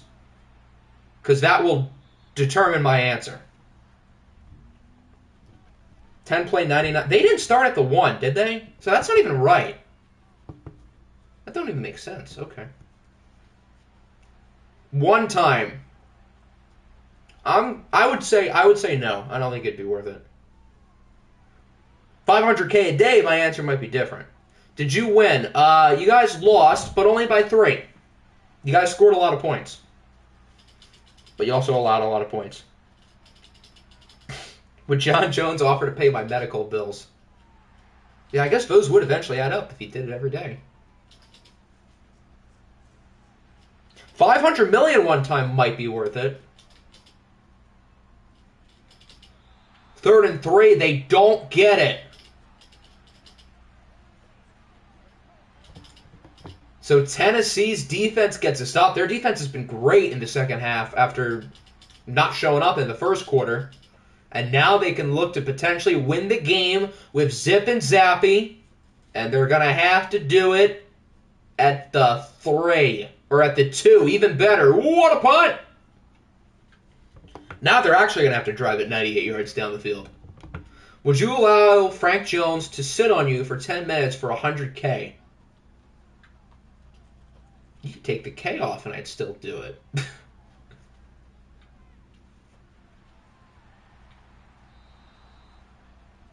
I'd gladly let John Jones kick me in the face. Yeah, but it'd be John Jones doing it every day. If it was once, then absolutely it'd be well worth it. 100K won't do you any good if you die. I think I can handle it. Wait, fumble! I didn't even notice it. I wasn't even looking.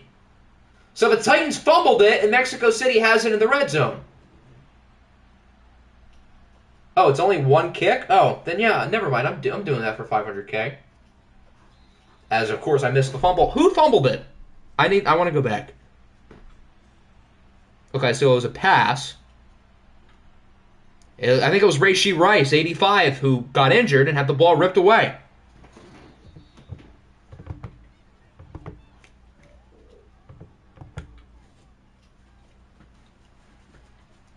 So nonetheless, Mexico City should win the game now. Why am I so close to the mic? Because I was scrolling back to try to find the fumble. That's why. And Mexico City is going to score. I think that's Jamison Crowder yet again. Mexico City, you know what I meant. Same thing.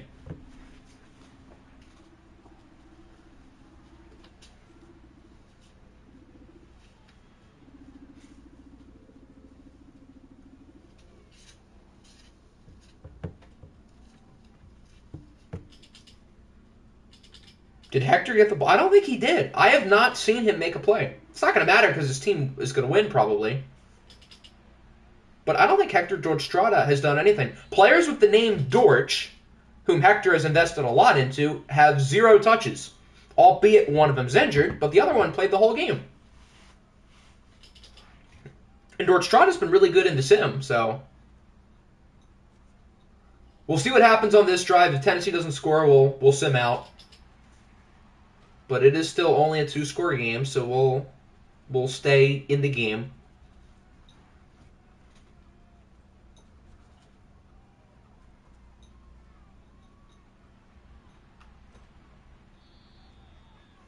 We'll see if Tennessee can pull off the miracle. And in the AFC South, you need every win you can get because that division looks pretty tough. Who was the number one pick in the 2007 NBA draft? That would be Greg Oden. Closer to 500, which is a W indeed. And a win over the Monarchs would certainly help your guys' chances in the division. You have a new leader of the NFC North. Well, considering the Monarchs and the Vikings are both going to be over 500 no matter what, I don't think that's how it works, but...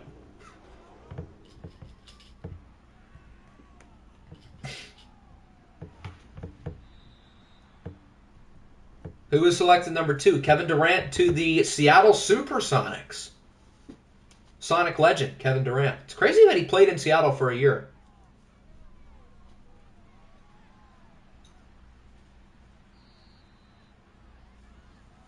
Explorers will be the new leader after us and the Vikings collapse. Yeah, but they won't be the leader today. They could be next stream if all goes well. Nice throw! Out to the 10. Who was selected number 3? I think Al Horford and Mike Conley were 3 and 4. Who was 3? It was one of those two. They were 3 and 4. I'm going to say Mike Conley was 3, but I could be wrong. Tennessee's not using any of their timeouts. What, do they think they're going to get to stop having them chew clock? That ship has kind of sailed.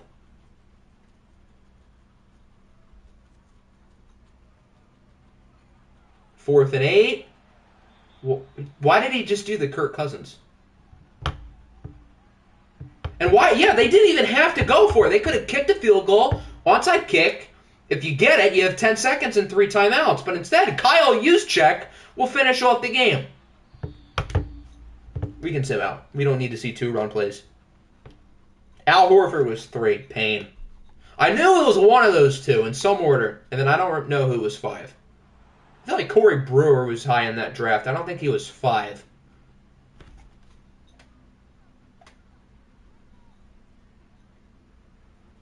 So Mexico City survives. They played really well early.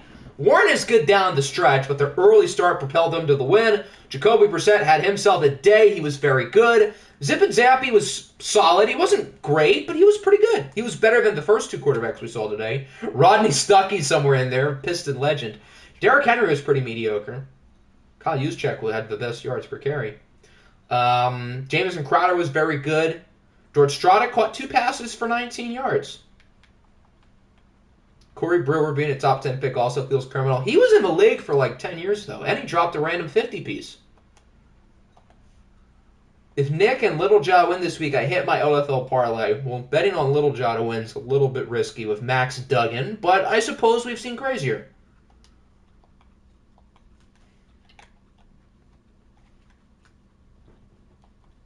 Alrighty. I don't have to do anything before I sim, do I? No, I don't think so. I think we're good. It's time to celebrate the Explorers winning. Yeah, but you're not... Why would you celebrate you losing? Oh dear, we're one of the first teams on the list. Of course we are. Minnesota beats Detroit 35-17, so the Vikings get back on the win column, scoring 28 points in the second half. Do you let the owners tell you what to upgrade off stream? No, I do auto upgrades, if that's what you mean.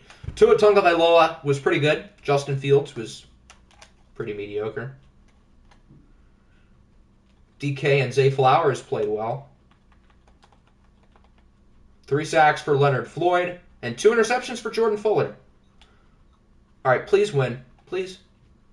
35-27, I'll take it. Good win. Good win. The offense played well. I assume Matt Corral had another good game. I mean, he didn't throw any interceptions. He wasn't bad. He didn't have a bad game, put it that way. This is fine. Tom Brady was pretty mediocre. 3 interceptions certainly doesn't help his case. Bijan Robinson played well. Joe Mixon scored 3 times. That's good. Dontavion Wicks had a big game of the air. T. Higgins led the team in receiving. That's good. And then defensively, Micah Parsons had a sack and a half. Josh Allen's back healthy. That's good.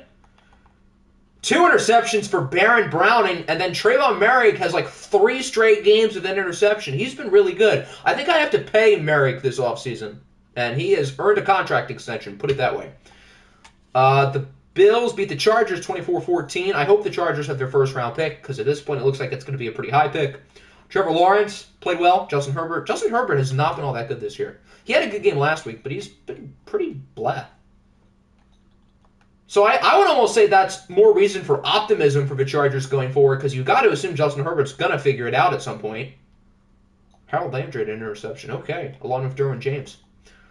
The Broncos win their first game of the Trey Lance era, handling the Eagles 35-14. You got Mike Evans. Good. Well, make sure to do it before the next stream. Trey Lance was very good. Wow. Ironically, against Nickinator, who had Trey Lance last year. Bryce Young, not so good.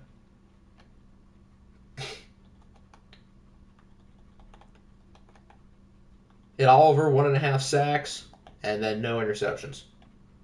The Chargers lost. The Colts win again. They've won 4 in a row. Good for Indy. They're playing well. Isaiah Thomas did play well, though, outperforming Kirk Cousins very slightly. Kenneth Walker III with 170 yards and 4 touchdowns.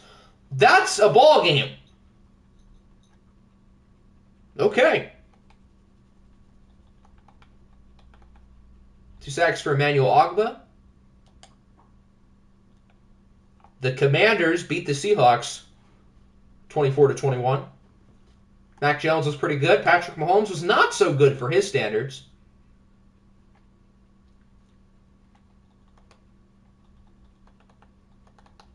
Two and a half sacks for Aaron Donald.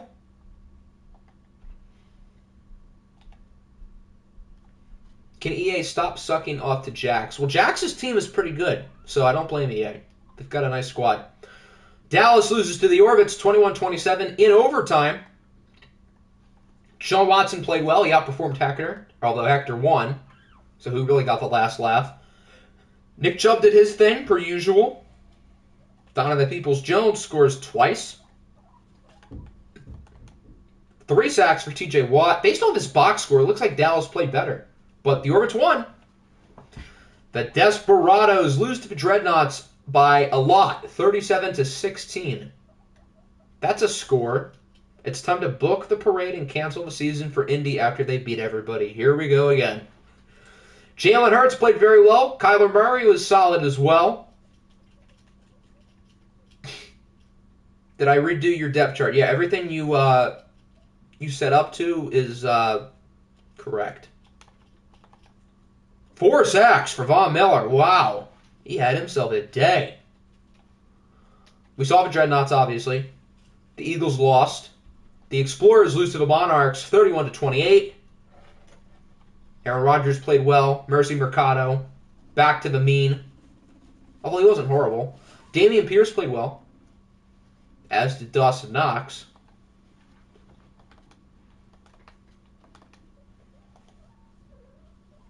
Can I see Lamar's abilities at the end? Yes, you can. The Niners have lost 7 in a row. This time it's to the Nighthawks, 42-21. Both QBs were pretty average. Neither of them were bad. Leonard Fournette was good. I forgot they had James Robinson now. He scores twice. Nelson Aguilar and Alan Lazard both scored twice. 2 sacks for Montez Sweat. The Golden Eagles obviously won. The Jets lose to New England 24-16, allowing 17 points in the fourth quarter. Josh Allen was good. Max Duggan wasn't bad. He was actually pretty solid. Does Max Duggan keep his job in New York?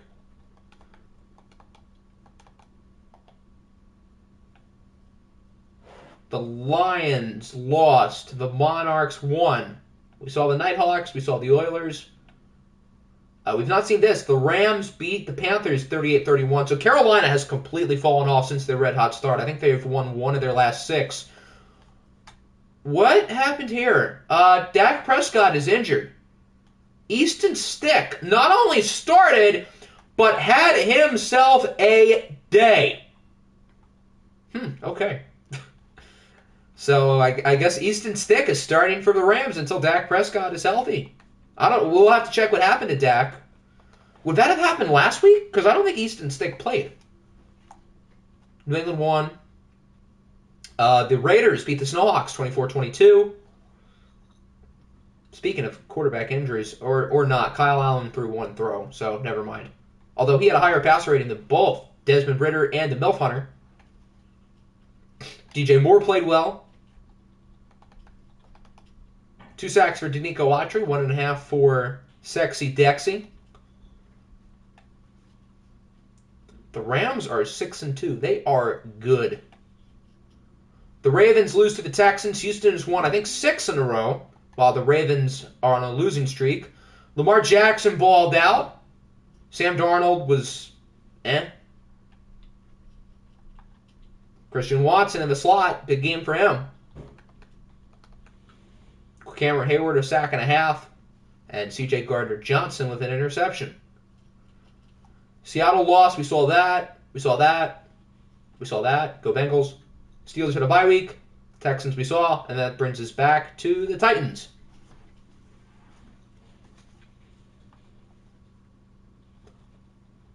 Players of the week. Easton Stick, okay. Kenneth Walker, Von Miller, and Baron Browning. All right, we'll check standings, injuries, and then stats, and if anyone else wants to say anything in specific. The Steelers still lead the North, although the Bengals, perfectly balanced as all things should be, only half a game back. Yeah, awards, since we're in week 9, we can look at who Madden has winning the awards. The Texans lead the South, New England leads the East, and the Broncos still lead the West, although the Raiders are only 1 game back. The Monarchs and Vikings are only still apart by half a game. The Golden Eagles are 6-2. The Cougars and Commanders are tied for the lead in the East, while the Rams lead in the West. Yeah, this is week 9, so the awards will be up now. All right, let's see the injuries. Let's see what the deal is with Dak Prescott, amongst others. Austin Eckler only has 1 more week. Nothing for the Bengals, yay!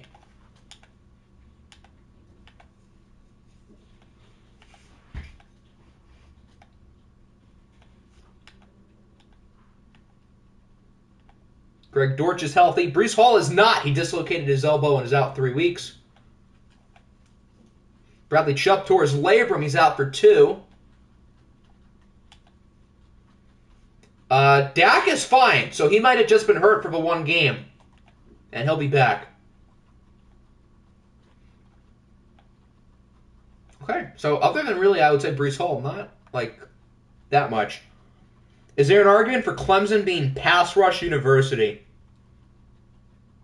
That's a good question. I mean, this year they have 2 potential high draft picks. Who is the biggest? Probably Ohio State. Ohio State's probably number 1. But I guess Clemson makes a case. All right, let's take a quick look at some of the stat leaders. So who do we think is the MVP through 8 weeks? In terms of quarterback play, Bailey Zappi still is the number 1 passer rating. Aaron Rodgers is up there. Lamar Jackson is as well. It's probably Lamar. Very good touchdown-interception ratio, better than pretty much everybody else here. And he's super high in yards as well. And his team is 6-2. So it's probably Lamar, although Rodgers has a case. Really, all these guys over here have a case. Matt Corral's that low. I guess his completion percentage is kind of meh.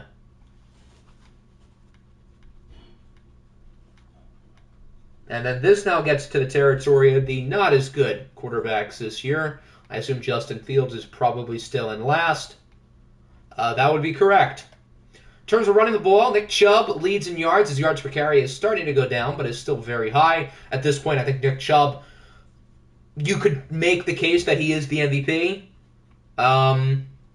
Yeah, I wouldn't really argue against that. Kenneth Walker is in second, largely because of his big game this past week.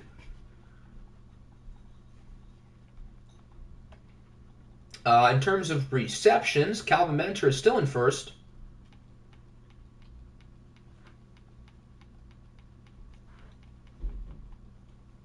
And then receiving yards is also Mentor, although Juju Smith-Schuster is catching up.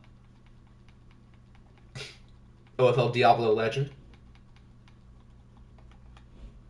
And then touchdowns is Cooper Kupp with 11.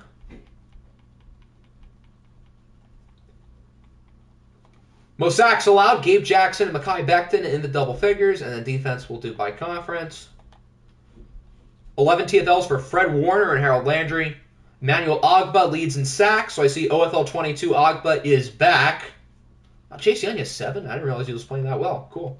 And then Stephon Gilmore, he is, I would say, unquestioned the defensive player of the year at this point. 2 fumble forces for Kyle Hamilton. Nobody else has more than 1 recoveries. As for the NFC, 12 TFLs for Kenny Clark, Trey Hendrickson, and Myles Garrett, all of whom are very high in the sack department. Von Miller is 12.5. Donald is 10.5. TJ Watt is 9.5. 4 interceptions for Deshaun Elliott. That leads, I guess, the entire league. Then fumble forces, Levante David, TJ Edwards, and Denzel Ward at the top. Edwards leads in recoveries with 2. All right, how many perfect kickers do we still have? Probably not many. Jason Sanders, Jake Elliott, Evan McPherson, Jake Verity, and Ramiz Ahmed. I don't know who that is, but he's perfect.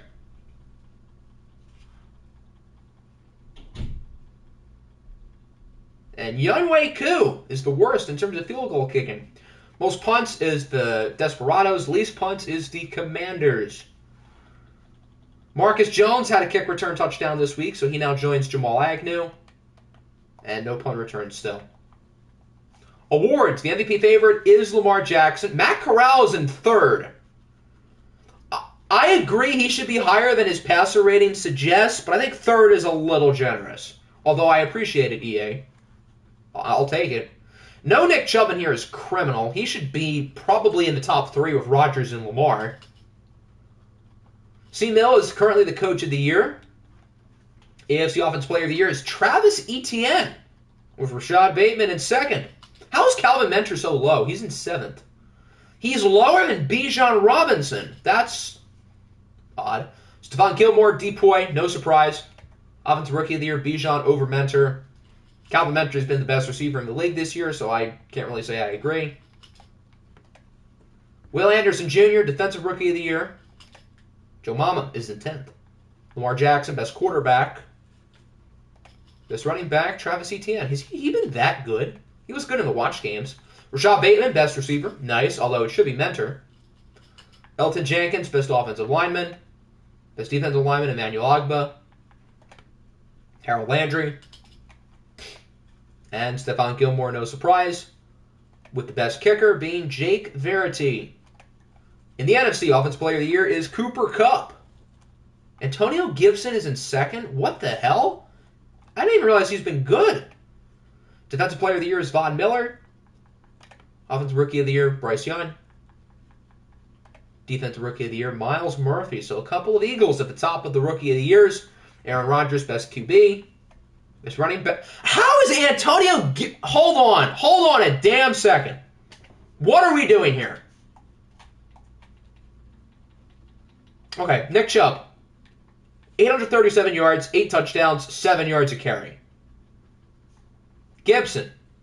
600 yards, 4 yards a carry, and 7 touchdowns. What are his receiving numbers? Okay, his receiving numbers are actually pretty good. But still, what are we doing here, EA? What are we doing? No, just no. Best receiver, Cooper Kupp. That makes sense. Ronnie Stanley, best offensive lineman. Best defensive lineman, Von Miller. Best linebacker, TJ Watt. And then best DB, Deshaun Elliott with Chidobe in 2nd. And then Jason Sanders is the number 1 kicker.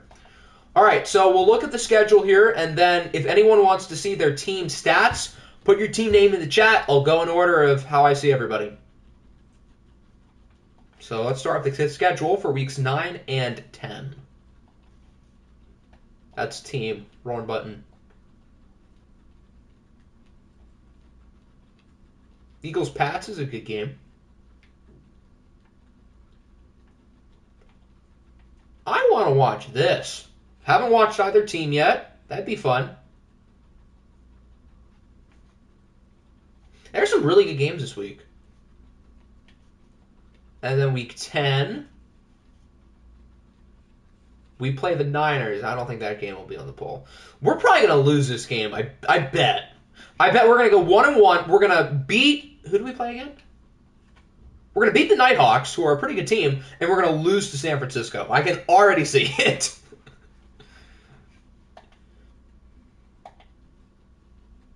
We must watch Nighthawks and Bengals. Common giddy W. I agree. We play the Rams and the Commies. Well, at least you're going to win one of those games. Well, we lose to friggin' San Francisco. The Orbits, I see them first, so we'll start with the Orbits.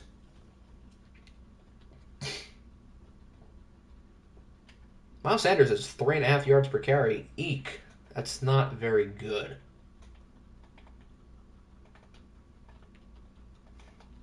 After them, the next team for me is the Bills.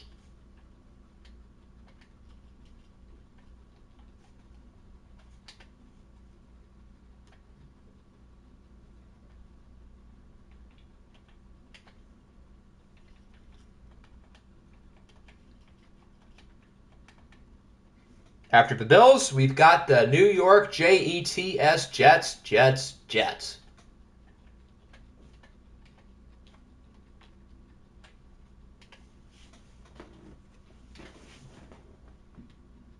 There's Jordan Addison. I know you were curious about him.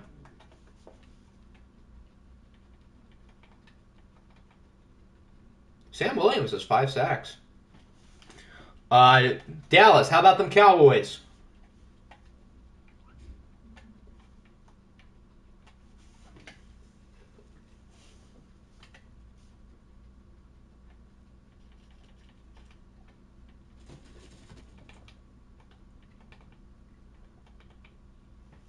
After the Cowboys is the Nighthawks.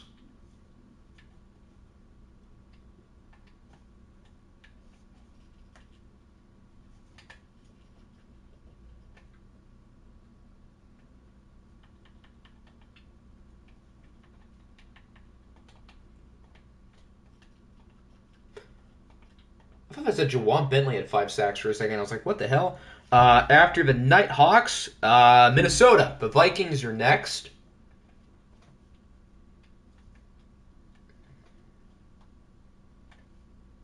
I forgot they had Daniel Jones. That's right.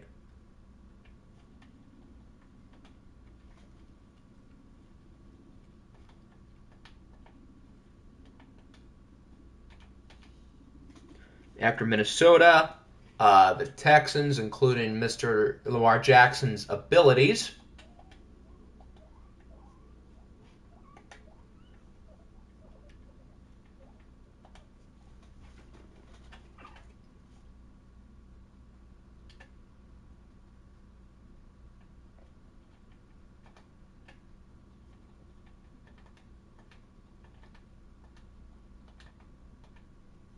After the Texans, Frank, we might as well go through the entire Seahawks team while we're here. That's the wrong button. There we go.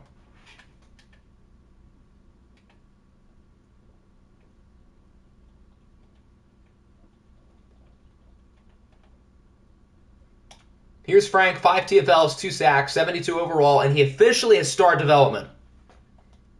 He's only a 72? I thought he was like a 75. Jeez. That makes it even worse for Quinn Nelson then. My goodness. The Steamers are up next. The Steamers. Was Frank's morale down or something? I didn't even notice. That could be it. Why would his morale be down, though? The team's playing fine. He's playing fine. I remember Frank being a 75. And I did not change his ratings. I can show you the edits log. I didn't. Here, let me go back to Frank real quick. No, he's literally a 72. I can show you, like, the edit thing. I did not edit his ratings. We did the Steamers, right? Yeah, Steelers are next. I could have sworn Frank was a 75.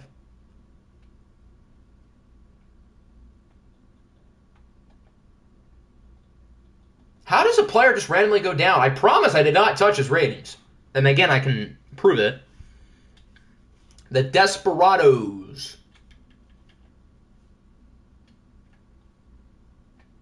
I don't think I've ever seen a player like move down because of EA being stupid.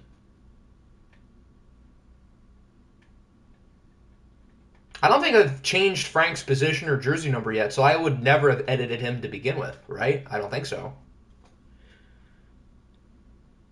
Among the Rados. After the Desperados, we have the Monarchs. Did I show the Monarchs? I don't think so.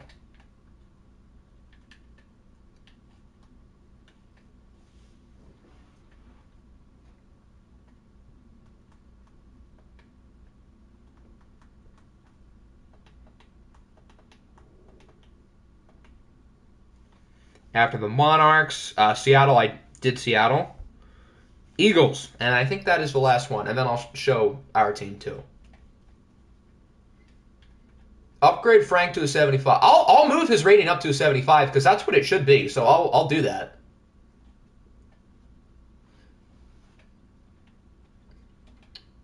But how would he have gone down to a 72? That doesn't make... Oh, you know what it was? I know exactly what happened. So was Frank a defensive tackle in the class, or was he a defensive end?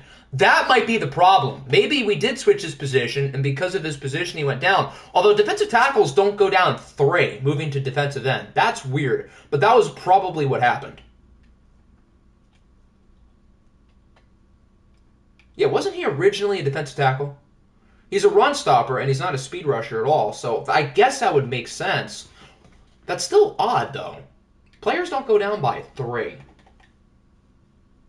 Yep, bingo. That's exactly why. Because he moved from defensive tackle to defensive end. So that's why. So I guess I won't have to change any of his ratings. I'll have a video up within the next couple of days to show contract extensions. The second round pick of your fantasy draft, those players are due for contracts. And since you guys, the Steamers, traded Trey Lance, I know you won't have to pay him because you traded him. But yeah, I'll have a video for that before the next stream, probably tomorrow. I'll have everybody's contracts, who they need to pay, just so you have an idea leading up to the trade deadline. If there's someone you don't want to pay, who maybe you want to trade away. So I think we covered everything, right? Stats, schedule, injuries. I think we're good. So yeah, weeks 9 and 10 will be sometime this weekend or later in the week. I don't know exactly when. And the trade deadline will be in between weeks 10 and 11. So realistically, probably early next week is when the trade deadline is going to be. I'll have the contracts video soon. I might even open up re-signings now, just so if you want to get a head start on that. I think I probably will do that. So I think that is the plan. So yeah, hope everybody enjoyed. And we'll be back with it.